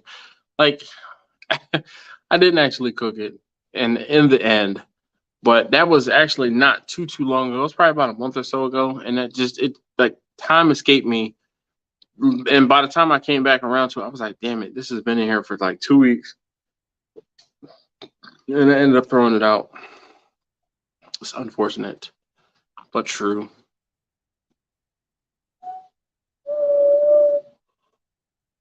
Boy, don't tell Laura I yawned. I know, Sheldon.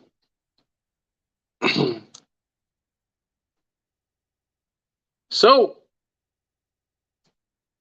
what else does everybody have going on for Thanksgiving? So I'm gonna let you guys in on, I'm gonna say a secret.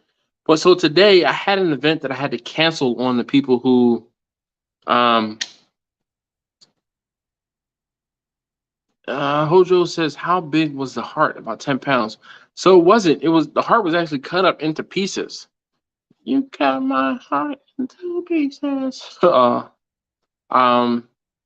This is my last resort. But there were pieces of the heart. It was just a package from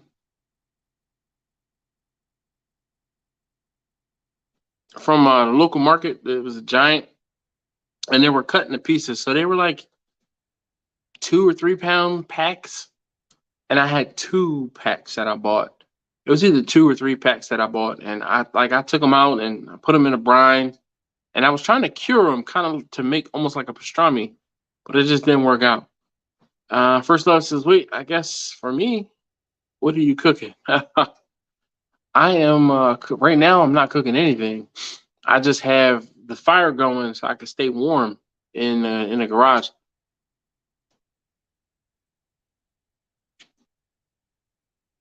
You can see it is chilly enough where I can see my breath. Currently, it still says 47 degrees, but I know it's cooler than that.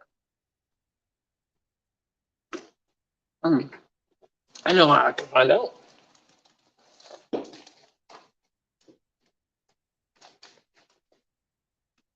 So the Mark 5 thermometer says it's 56 degrees in the garage currently. I'm gonna have to say that okay. It says 56 degrees.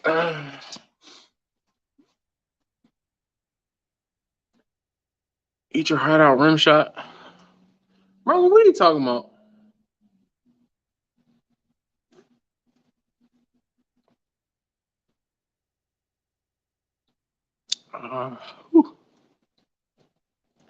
Goodness.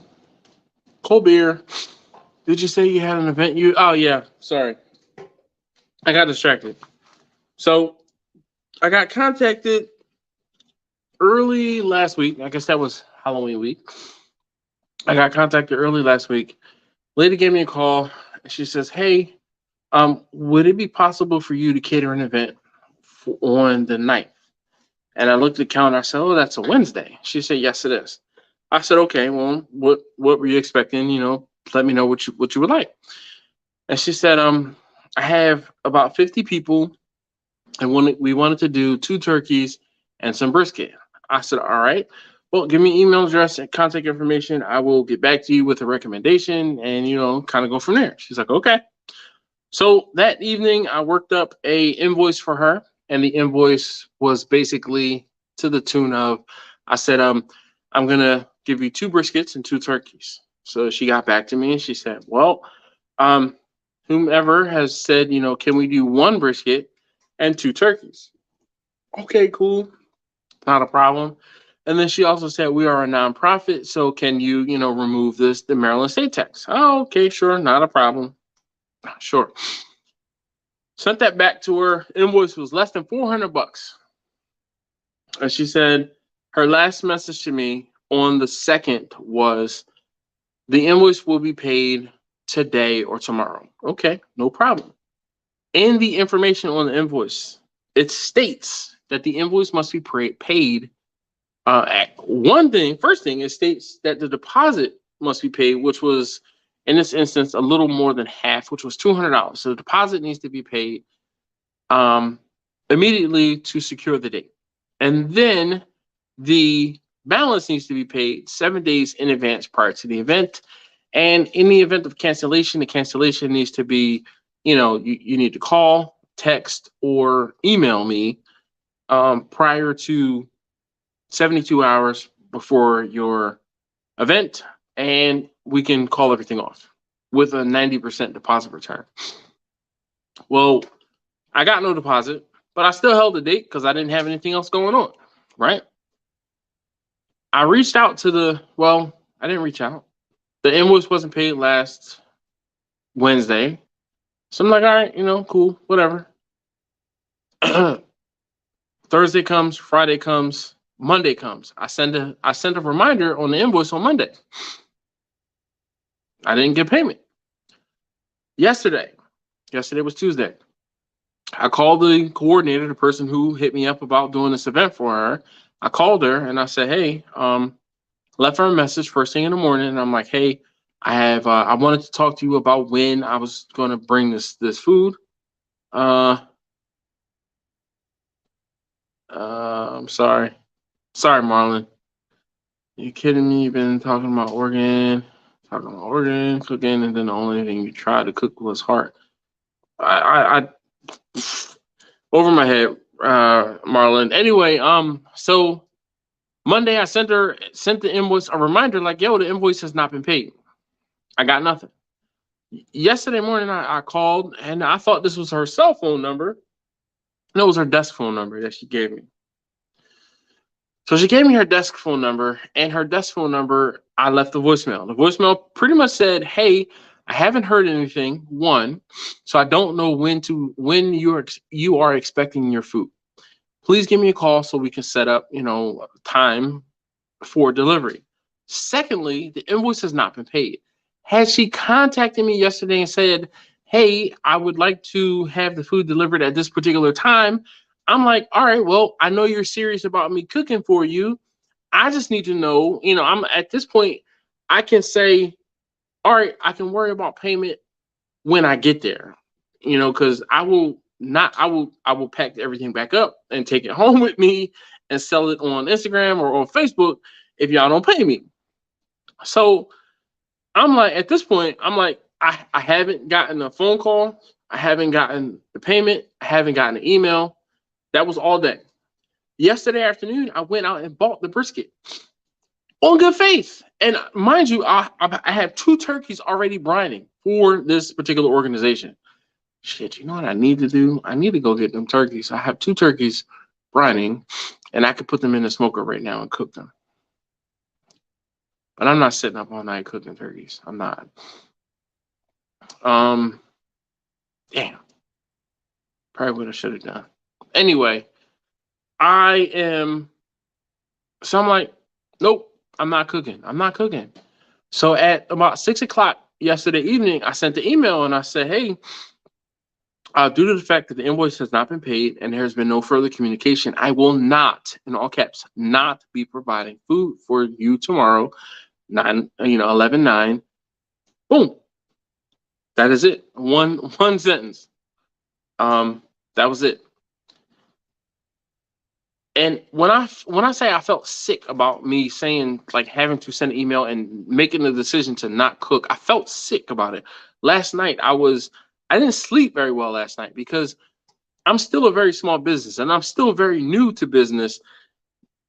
And I haven't had many opportunities when someone has completely flaked on me, not paid the invoice, not communicated. Now, I've had people not pay the invoice and they'll say, well, I'm not going to pay the invoice until you bring the food. I mean, I can kind of deal with that. And as long as we communicate that you're going to pay me as soon as I bring you the food and, it's cash on delivery or whatever, the payment on delivery, I'm okay with that. But I make those people make sure they pay the deposit, right? This lady, because it was a week out, and I understand, it was a week out pretty much. It was 10 days or so from contact to the event. And I'm like, all right, you know what? Kind of short notice. I'm just going to go ahead and get the food, everything like that, on good faith, right? So like I said, I sent the email last night, 6 o'clock. I will not be cooking for you because the invoice hasn't been paid and there's been no further communication. I am taking taste tester number 2 to work today. He's got this like internship / thing where he's getting a little dollars. And because he didn't have school today, he was able to go in early. So he's like, Daddy, can you take me across town? Sure, I got you. I'm driving to take him to this event to his work. And it's 11:45.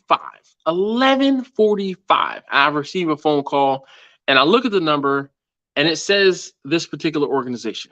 And I'm like, damn, this is the call. And I turned to him and I said, this is the call I've been dreading all day.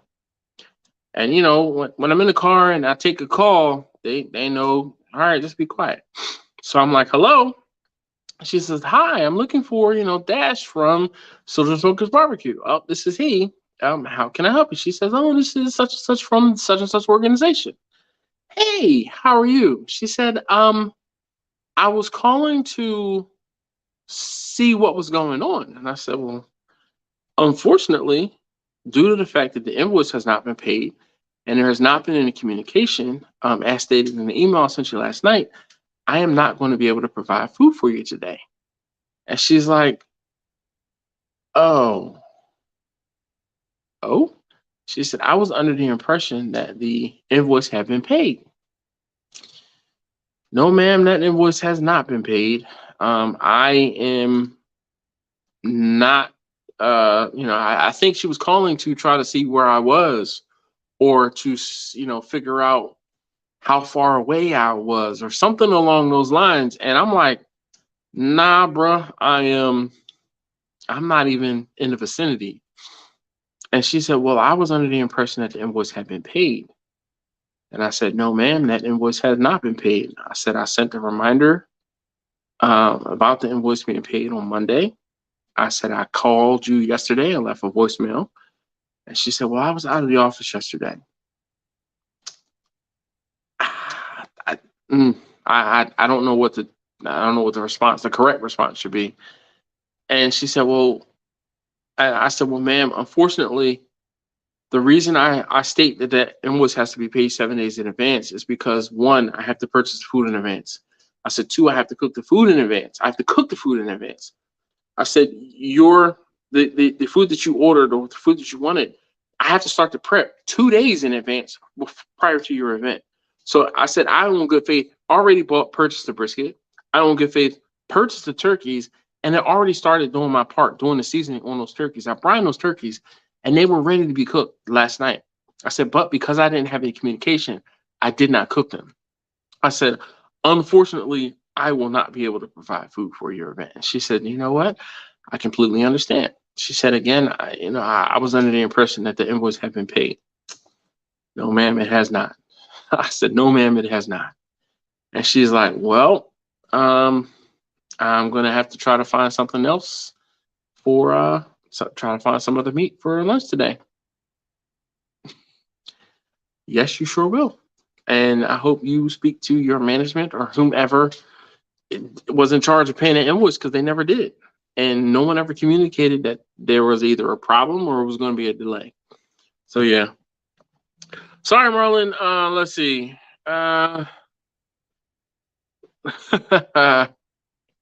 Shifter Smoking Joe, wrap up. Peace out, peeps, Jeremy. All right. Yeah. I'm just enjoying Dash's Fireside chat. Randy said, what I miss?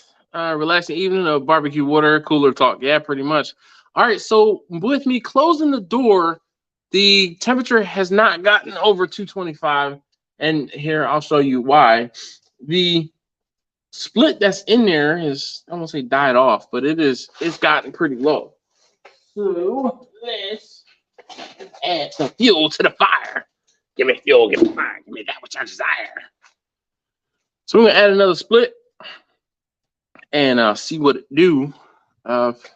Mike says, hey Dash, what's up, Mike? Kent says, good on you, Dash. Don't let people try to take advantage of you. Hell yeah, they should always advance you the cost of the food. Yeah, 50% down or no deal, pretty much. Good luck with that. Is my response. Yeah. Even if it was to believe this woman is working on good faith, that circle of communication was too large. I totally agree. But I'm telling you, so this is one of those things where, yes, the circle of communication was too large, Marlon, but I have had less problem with less communication. Like, I will communicate with someone and say, hey, this is the time, I'll be there. They pay the invoice. As long as we work all of those other things out, I'll take care of the rest. I have zero problem with very little communication. I just need to know what the hell you want me to do. And because I didn't, so the order, and I was explaining this to taste tester number 2, because, as he's sitting in the car, he was like, wow, huh. And I'm like, yo, I really did not want it to come to this where I am not providing food for this lady. Like, I wasn't trying to not provide food, but this is the way that it worked out. So I told him, I said, and he was like, what happened? And I said, they didn't anything. And I said, usually what ends up happening is someone calls me and says, hey, I would like to, place an order for this particular day or this particular event, yada, yada. They let me know the details of what it is. I send them an invoice. The invoice gets paid or a deposit gets taken care of.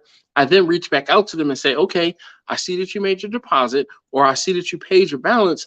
What time in, then I work out the logistics. Hey, what time would you like me to come and be, there for your event? What time, I communicate at that point. I can't communicate and ask you what time you want me to deliver food if you haven't paid my invoice.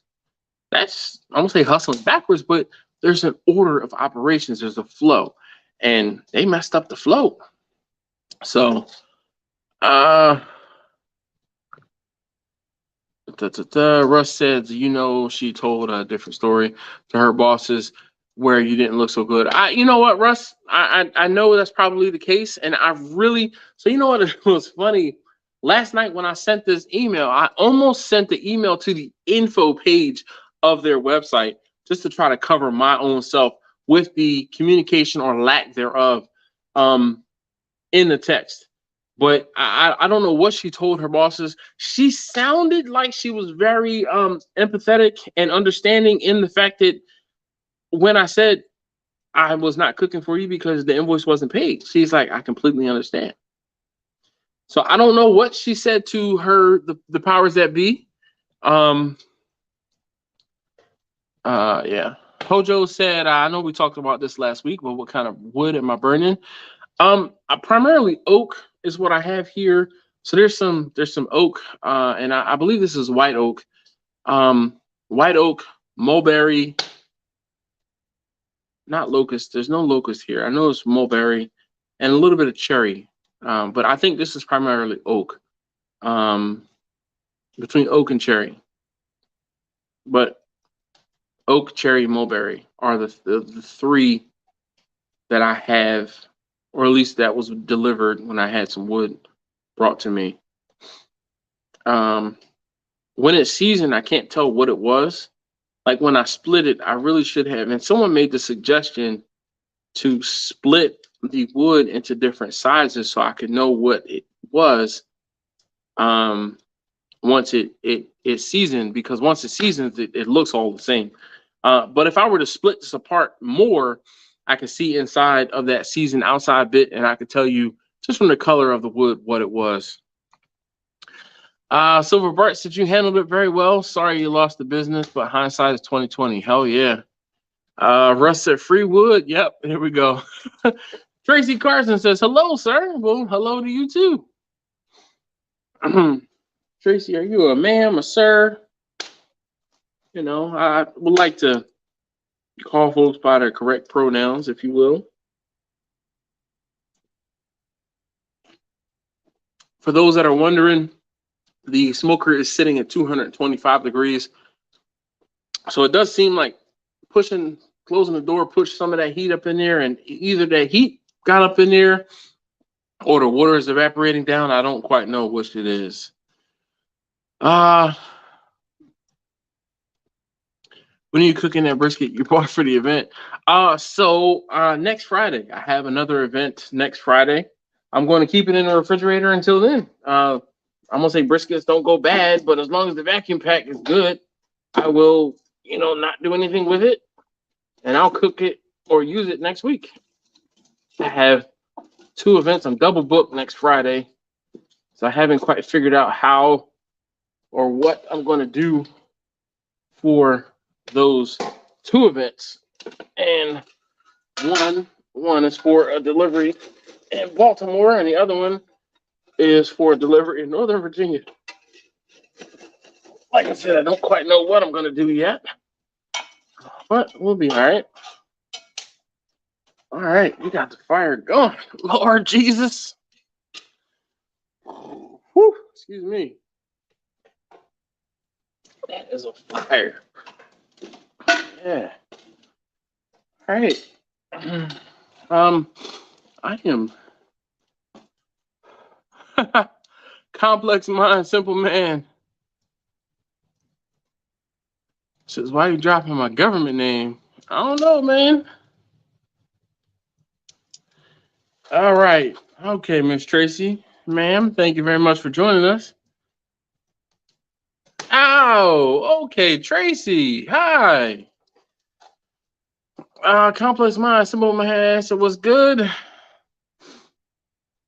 First love is Tracy from my show. Okay. All right. Don't mind my recycling pile. Hojo says, so next week, about apple orchard. I talked to an apple orchard about their cut trees. Nice, Mike. Complex Mind is this. Okay. Well, hello. Hojo said dry aged brisket. Technically, it's wet aged. I did not open up the cryovac. Now you got to go off and load 2 turkeys now. Go to offload 2 turkeys.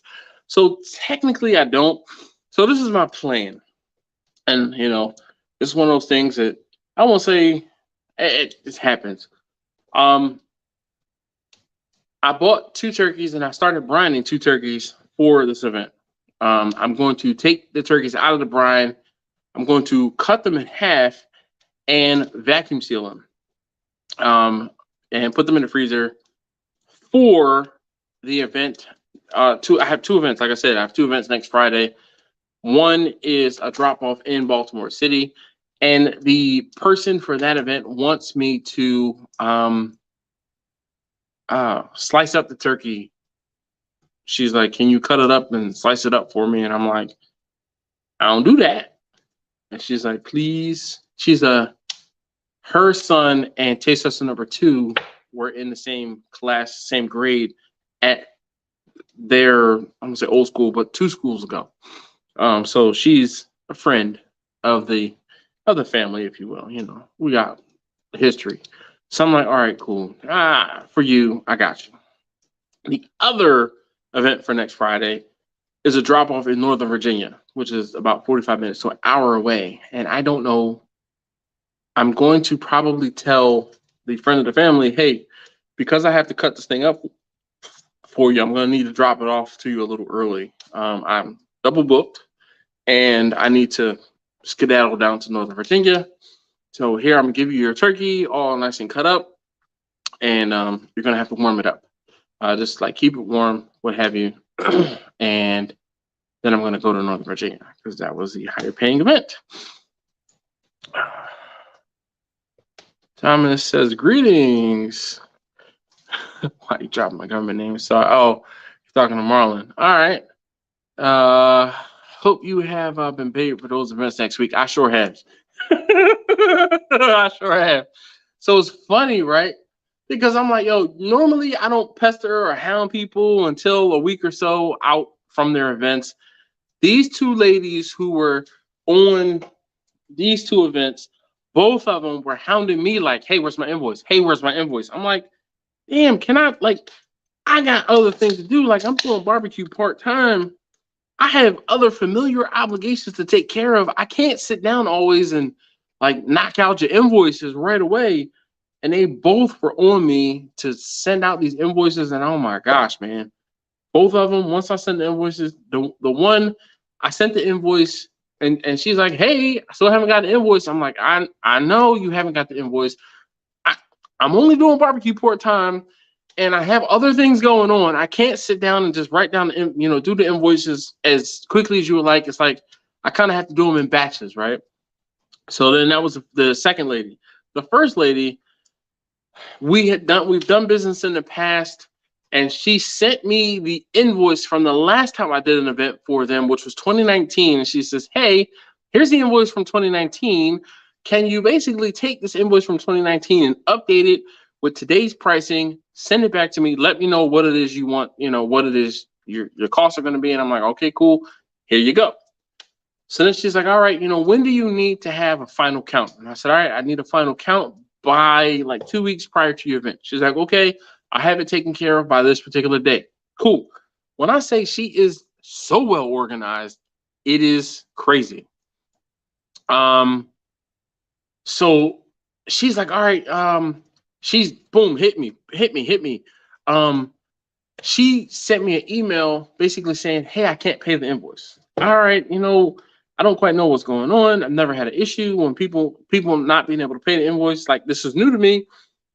she's like, you know, unfortunately, it seems like the credit card is not working or PayPal is not liking it, and I can't create an account. This, that, and the other. I'm like, you shouldn't have to create an account.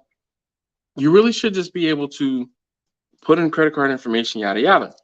And she's like, oh, the credit card's not my name, that and the other. I'm like, I don't like figure it out.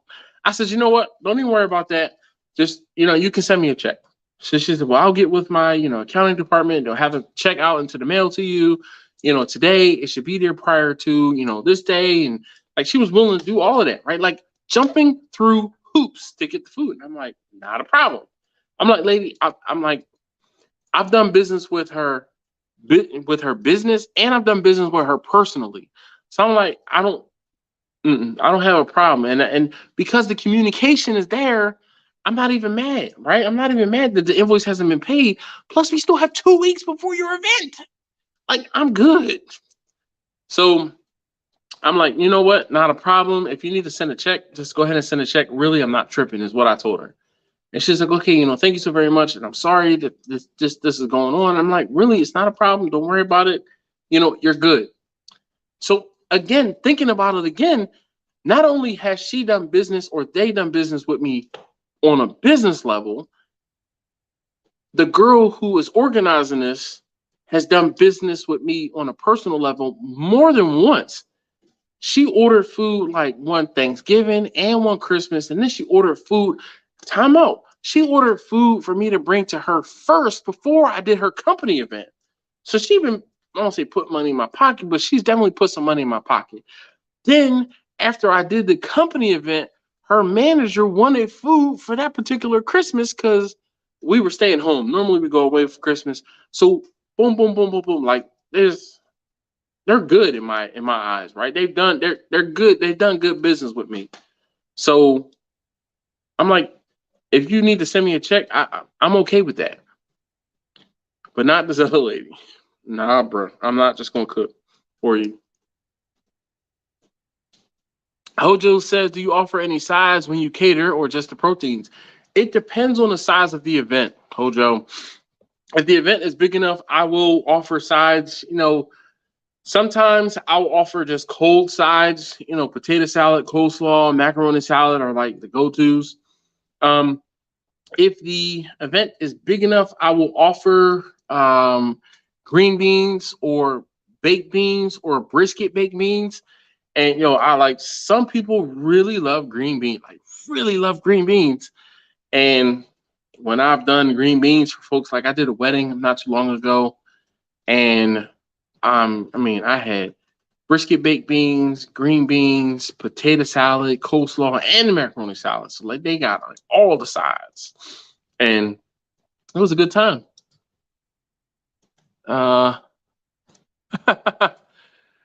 Look at that compliment on your cooking though. She's all nervous about you locking down a date. Yes, indeed, definitely. But the whole thing is like I want people to understand it, and you know, I mean, I get it because it's not only a reflection on her if the food falls through because she's the one planning this whole thing, but it's a reflection on me. And I don't think enough people put enough stock in the fact that I want to make a good name for myself. So I make sure that, man, shit runs tip top, you know, like I'm trying to have it perfect, except when I'm double booked.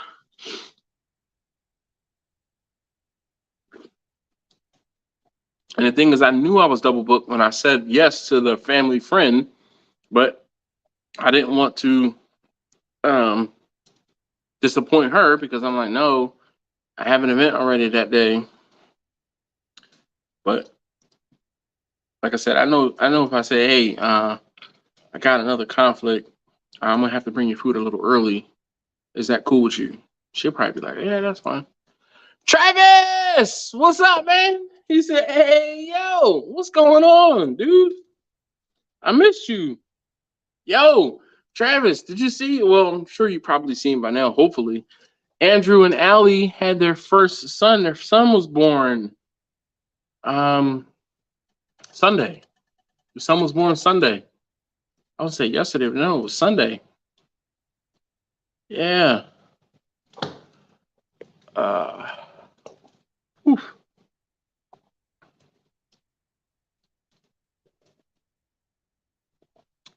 Yes, baby adorbs. Sure enough. Sure enough. And yo, he's so funny. He's he's taking 1,000,001 damn pictures of his kid, which is so good. Looks like you need to rehire your sister-in-law. She was in the chat last week. No, that's my cousin. She's my cousin, Angela. Rehire her to what? Deliver the food? I can always find somebody to deliver the food, but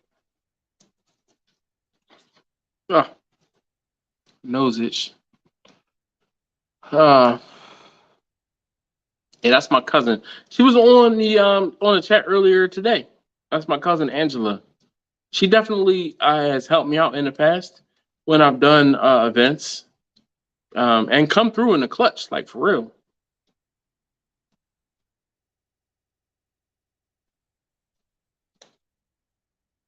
Russell said, hey, if you haven't already, hit that thumbs up.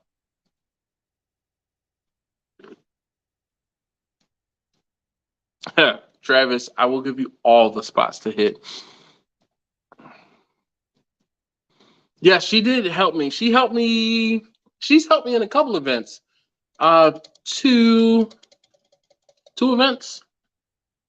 We did a dyno day for a tuning shop, repair shop, tuning shop, NGP, and then she helped me with a gala at my son's old school where the lady who got the turkey, her son and taste tester number 2 were in the same class. Yep, that was the school that they went to. It was from there. So yeah, she's definitely helped me. Russ said I did. All right, thank you. I appreciate you, Russ. Definitely appreciate you. I saw you sign in on the other account. Leroy, Freeman, Barbecue, Franklin's, Blacks, all in Austin. So I'm gonna say kibosh. I got your list. I got your list, and it don't include. I'm gonna say any of those. La Barbecue. I haven't been to La Barbecue. Franklin's. I haven't been to Franklin's. La Barbecue probably would go to La Barbecue over Franklin's, just because Franklin's it seems like it's turned into a tourist trap. And I mean, I'm gonna say if you're smart, but you can order your food ahead from Franklin's and not have to sit in a line. But I have some other places for you, for sure. So but I got you, Travis. Don't worry.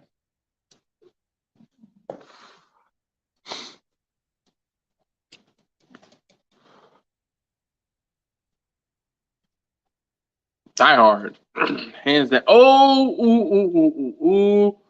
Fifth Element is up there. My wife really loves Fifth Element. Fifth Element is probably going to be up there with Die Hard for me.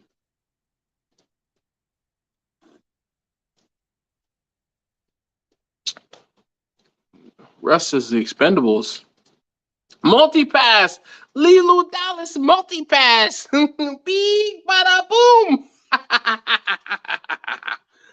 Travis, this is why we are friends. Like Armageddon, yes. So Armageddon and Fifth Element are like, those are two of my wife's.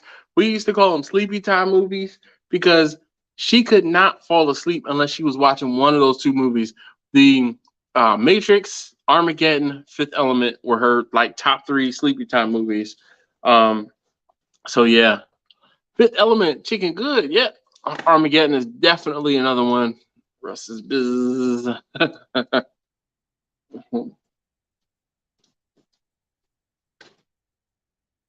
Oh man.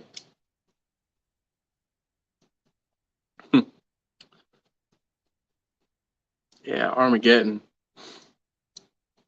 Harry Stamper. Yes, indeed. Get the book! Get the book! Rockhound, will you get off the nuclear weapon? Boy Scout, Boy Scout just didn't hit the same. The Last Boy Scout, I think was the name of it. The Last Boy Scout, was it? It didn't hit the same.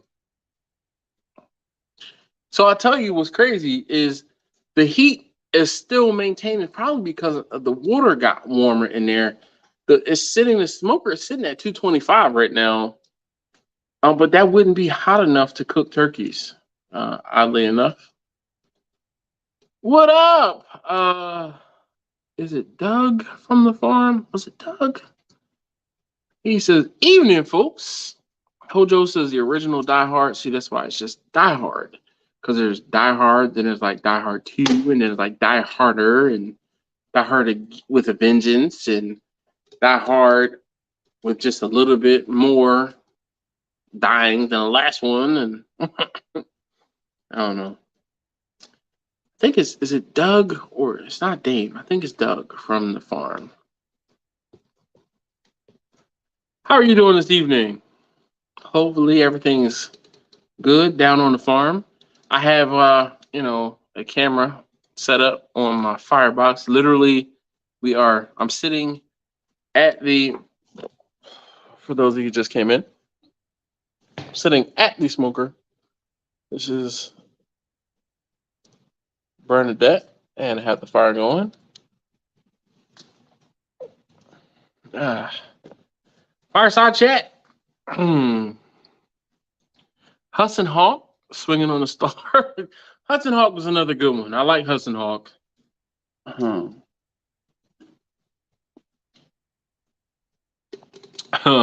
Die Harder, Vengeance, like too.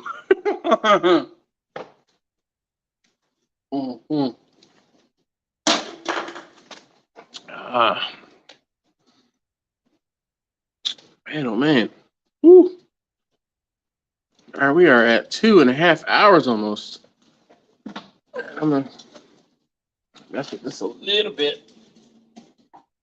Try to get a complete burn in here. This down and around. Come on. Travis, you going to the LD Invitational?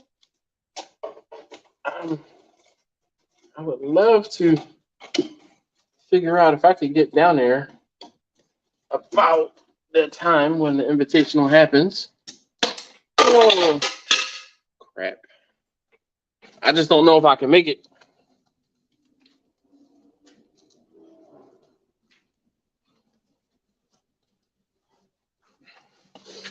Oh, goodness.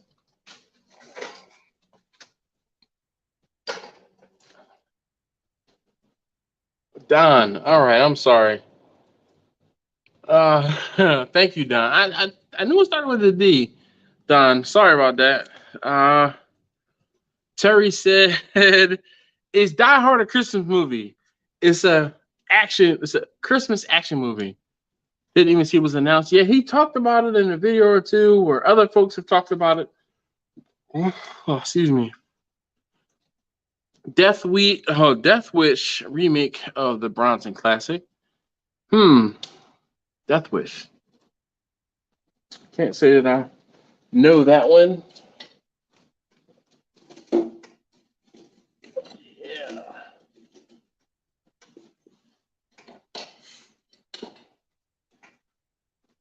Yeah. So I'm digging the fire basket here. I really am. I think that bigger one will probably do some good for me. I'm probably going to order it once I start getting some payments from the Thanksgiving orders. I might order it. Just asked on my show, but I could care less. Mariah Carey, Whitney Houston, Beyonce, put in order. Beyonce is going to go last, Whitney Houston first, and then Mariah Carey in the middle, just because I'm not a Beyonce fan. I'm not. I think Beyonce is overrated. Whitney Houston, in my opinion, had the most potential, and Mariah Carey is just so diva that she gets more credit than she necessarily deserves. I mean, she could sing, but I think there are better singers out there. Like better, more well-rounded, more behaved singers, more humble singers. Mariah Carey to me, she's like, oh my God, my poop doesn't stink. Ah la la la la la. I don't like that. You know, give me a little bit of humility, and that makes me feel good about somebody. There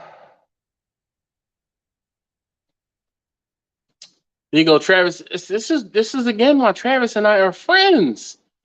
Travis said Whitney first, Mariah, then Beyonce. Russ said, "What's everyone want for Christmas?" Travis says car parts. Man, I'm good. I don't, you know, I'm I'm that guy. I'm like, yo, I want my kids and my wife to be happy. Something simple. I just, that's all I want. I want for nothing. And it's those things that I'm like, not for nothing. If something pops up or I guess whatever, I just buy it for myself. Sometimes it's simpler. But my wife, she's pretty good about finding things for me for Christmas at times. Other times it's like, I'm sorry. Russ said he's getting a French fry maker. All right. Terry said he needs a new radio for his truck. Okay. Speaking of truck, Travis, I got the CC running and on the road. Taste tester number 1 is loving life. I will send you a picture of him driving that thing away. I took it to Bill. Bill hooked me up. When I said hooked me up, I mean, by the time it's all said and done, it has cost me more than $4,000 to get that thing back on the road. Between the fixes for the valve, the cleaning and decking of the head, all of the other components that needed to be fixed and or / addressed on the top end of the engine once the head was off, valve chains, guides, all of those things like that. And then he also is going to do the inspection for me, or did the inspection for me. Going to take care of the inspection. Also, I needed tires and, of course, the temporary registration. So yeah, those are my HHRs. Very good eye there, sir. Here, I'm gonna go show you one. You know what the HHRs do. Hopefully. Ooh, can't use those gloves. These gloves are filthy. I'll get one for you, because I know you will appreciate it. These are the wheels I have on the Passat. Very dirty right now. I did not put the wheels on the Passat this summer because of all of the construction happening on the road out in front of my house. You know, the road leading up to your aunt's house. But HHRs. This one's flat because it had a screw in it. Oh, shoot. I actually patched it or plugged it, but this is the air in it.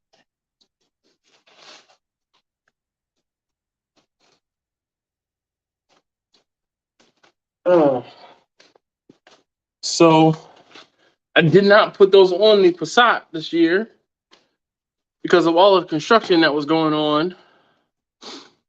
Let's see, First Love says Old Smoker, Barbecue Smoker. Old Smoky, maybe? Have to fly to Wichita, Kansas to pick up the 94 Mustang notch. Man, nice. Notchbacks are favorite. Travis says, love those on bigger body cars. Yes, indeed. Me too. I have loved those wheels since Jose had them on his Passat. And I was bummed that I couldn't buy them from Jose when he offered them up to me. I just couldn't afford it. Terry said, Mike, that's not far from me. Maybe 2.5 hours. Nice. Old Smoker Barbecue Pit. What? Marlon? So I don't know. What is Old Smoker Barbecue Pit? Marlon, I know Marlon be like, damn it, Dash. Like, complete sentences. I don't know what you're referring to.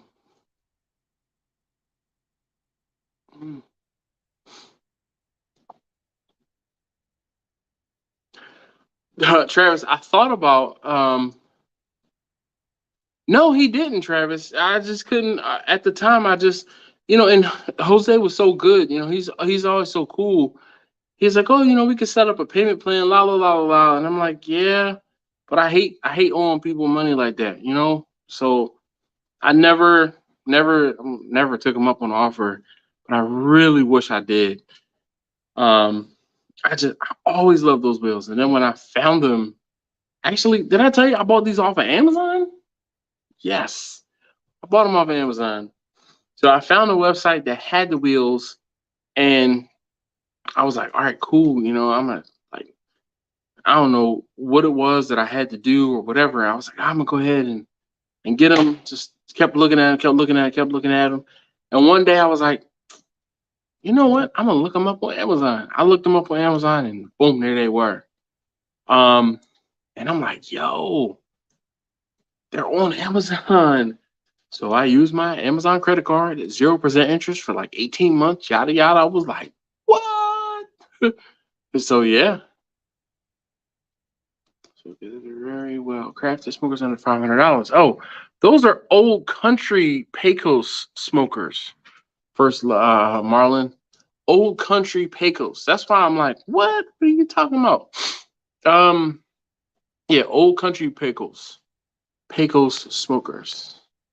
Pecos. Actually, Old Country is the brand. Pecos is one of the models. I have looked at those. The only problem is Academy is not very, very close to me. The closest Academy to me is in North Carolina. I think it was like 5.5 or 6 hours away. Jimmy says, okay, time to bounce. Have a great rest of the week. Guys, later, Dash. Yes, Jimmy, you take great care too. My phone this one is at 15%, so I can only imagine what this one is at. Let's see. This one's at 24%. Jeez. Maybe I will have to end the live stream on one and continue it on the other. Well, that's good because at least I know this one, the one I'm pointing to, has a lower percentage, and maybe we can talk for another half an hour or so while these last couple splits are dying off. Terry says, later, Jimmy. Yes, indeed. Take care. I'm sure I will be talking to you. I always feel like I talk to Jimmy. I'm digging this fire basket, though. Like I said, I'm going to go ahead and... Tomorrow is Thursday. We are 2 weeks away from Thanksgiving. George Garage says, yo, I'm back. It's been a long time. Yes, indeed. George, how you doing? But we are 2 weeks away from Thanksgiving, and I will be sending out my invoices tomorrow for Thanksgiving. And as people start paying them, that's when I start taking care of and getting other things that I need. So I might be ordering that fire basket soon. Travis says, let me get a smoked turkey ship. Man, shoot.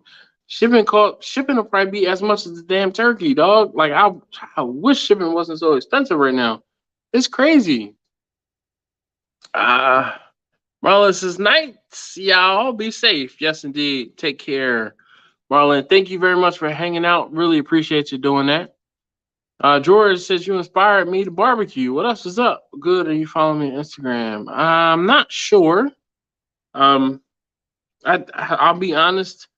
Once I make a connection with you, then I try to make sure I follow you on Instagram, or that's when I would necessarily follow you on Instagram. So if you haven't already, what I would ask you to do is, just leave a comment on my Instagram that says, hey, hey, oh wait, are you out in Las Vegas area 702? Because I think we've talked. I got more trailers because of you. I think if you are who I'm thinking about. Hojo says, what do you use to keep your food warm prior to delivery? My oven.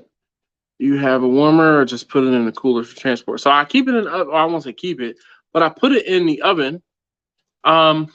And I'll put it in the Cambro. So the Cambro is, it'll definitely keep things warm. If you put food in there warm, it'll keep it warm. If you put food in there cold, it'll keep it cold. So that is, I don't say a cheat code, but it really is. Don says, I'm liking the fire chat. Nice ambiance. Ooh, nice big word, ambiance. Smoking our turkey in a pit barrel cooker. Nice. Young South 702. No, this on Instagram, is it Young South 702? I thought it was like Cricket something or something like that. But I am following you on Instagram because we talk about trailers. You sent me, the trailers you bought and purchased and sold and stuff like that. Refurbished. You've sent me some information on trailers. You've been following me on Instagram and vice versa on YouTube for quite some time. See, I do know who you are. So thank you. Definitely appreciate you. All right, I'm not going to put any more wood on the fire. I'm gonna let that die off. Whew. All right, we got 20 more minutes and 12% battery life. We're gonna see which one gives out first. More air under there. There we go. Maybe I guess that'll have to work. Hojo said, would you like the catering to become the full-time gig? I did catering full-time for a year and a half while I was laid off from work. And, well, technically it wasn't catering at that point. Y'all see the Crocs. They're the fleece lime ones. So my feet are nice and warm. So when I got laid off, it was 2015. And I was doing barbecue. That was it. That's all I was doing was barbecue. But at the time, I wasn't catering. I was cooking and selling food out of the trunk of the car. George said, I've been following you ever since you rebuilt that one trailer. Yeah, indeed. I've been following you back when you built black trailer. Since you built black trailer. I don't have a black trailer. My trailer is red. It's right. Nope, it's outside. What you talking about? My Crocs. Last time you were here. No, I don't think so. When I met with you last time, I was on a Croc gang myself, or at least I adopted Crocs. I adopted the Crocs in December of last year. I've been on the Croc game for about a year now. So no, I wasn't talking bad about them for sure. But so Hojo, I've done the barbecue and it wasn't really catering. Like I said, I cooked and was selling food out of the trunk of the car. And it worked for me because I was able to make enough money to have enough money to keep Taste Tester number 3 in daycare at the time. That's how long ago it was. And put fuel in my car, gas in my wife's vehicle, pay my cell phone bill, pay for my tolls. And every time I had a good weekend, I would pay down this or pay off that. But like I said, I was laid off and that was my only source of income. So I definitely, I feel like I've done it. Travis, I may have said I can't do it before, but the last time I was there was over the summer, and I'm pretty sure I should have had Crocs on at that time. If I didn't, I think I had Crocs on at that time. I may have given you grief in the past, but Look, I won't say I know better, but nope. Hojo said you need some Eagle Crocs. I don't know about all of that now. I mean, the hat is pretty much where I draw the line. Jack says, stoke up the fire. We're freezing. Sorry, we're late. Well, Betty, it's all right. I understand. Look, I'm gonna go ahead and move that split over just a little bit. I'm not stoking the fire because I only have 10% battery life left on my phone. And I'm gonna say expecting, but I'm pretty much just gonna keep talking until my phone is to the point where it's wanting to shut off. So I was hoping to get until 12 o'clock. So we shall see. Russ said, I just got a pair of Crocs. Nice. George says, yeah, my bad. No problem. Any ribs you done lately? I have not done ribs in a while. I feel like I did some ribs a couple. No, I haven't done ribs in a while. Ribs are so expensive. Mr. Iowa Hawk 77 says, can you smoke a pork loin whole and reheat it a few days later? I don't see why not. So if I was going to smoke a pork loin whole, I would undercook it and then reheat it to the temperature I wanted it to be done. Just so you don't overcook it and then reheat it to overcook it again. Travis says, all right, I'm out. Let me know if you can make it down to the LZ thing. If you go, I'll make sure I can make it. I know I'll be down there in December. I just don't know when. Most likely it'll probably be after the invitational course. It just always seems to be how my life works. But we will probably be down there around Christmas. And it'll most likely probably be after Christmas. I don't know. The kids, their school schedules are conflicting. One has the week prior to Christmas off, and then the other has like the week after Christmas and a couple days off. They never sync up. Mike says, how many turkeys are you cooking this year? I have a hard stop of 16.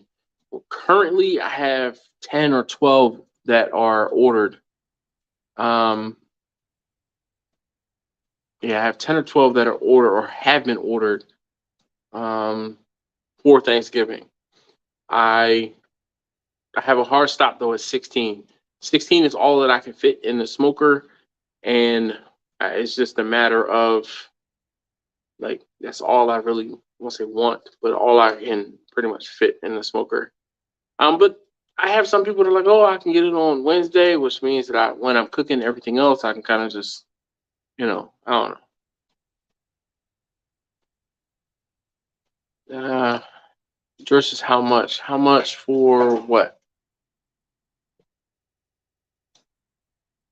For ribs? Ribs are like $45, $50 a pop, and I do baby backs. Hojo says, thanks again for hosting the chat. Great way to end the day. Have a great weekend. Thanks, Hojo, for hanging out and then joining me. All right, my phone is at 6%. I think it's probably going to stop this whole thing at 5%. So if this live stream dies, you know why. Hog says, just getting home from BWW hammered. Well, hopefully you didn't drive. Because, we don't want to, I don't condone that. Been there, but don't condone it. All right, so I think I am, my phone is 5%. It's like charge your phone, tap here to turn on power saving mode. So we are getting ready to, it's getting ready to crap out. It is, the brightness on the screen has dropped off. So hopefully the quality hasn't dropped off, but I'm about to drop off. Russ says, good night all. Hog says lift. All right, good. I feel better now. All right, I'm going to, hey, Jack, Betty, thank you guys so very much for hanging out, even though you're, late. I'm not holding that against you at all. I understand folks have things they need to do. Really do appreciate you popping in and hanging out, even at all. So let's try and break this up a little bit, spread it out a little bit, and I'm gonna close this off and go inside and go to bed my daggone self. All right. Thank you guys so very much for hanging out. Really do appreciate it. Jack says heading to Arkansas Friday, getting some barbecue and moonshine. Sounds like a party. Where in Arkansas are you going, Jack? Mike says, how much do you charge per turkey? This year, I'm charging $75 per. My normal rate was $65 per plus delivery. But the ancillary items, the turkey pans and the seasonings and other things like that have gone up, so I have to charge a little bit more. So thanks. Oh man, I'm down to 2%. My phone is about to die and crash, so I'm gonna get out of here. Thank you very much again, as always. I will see you guys next time.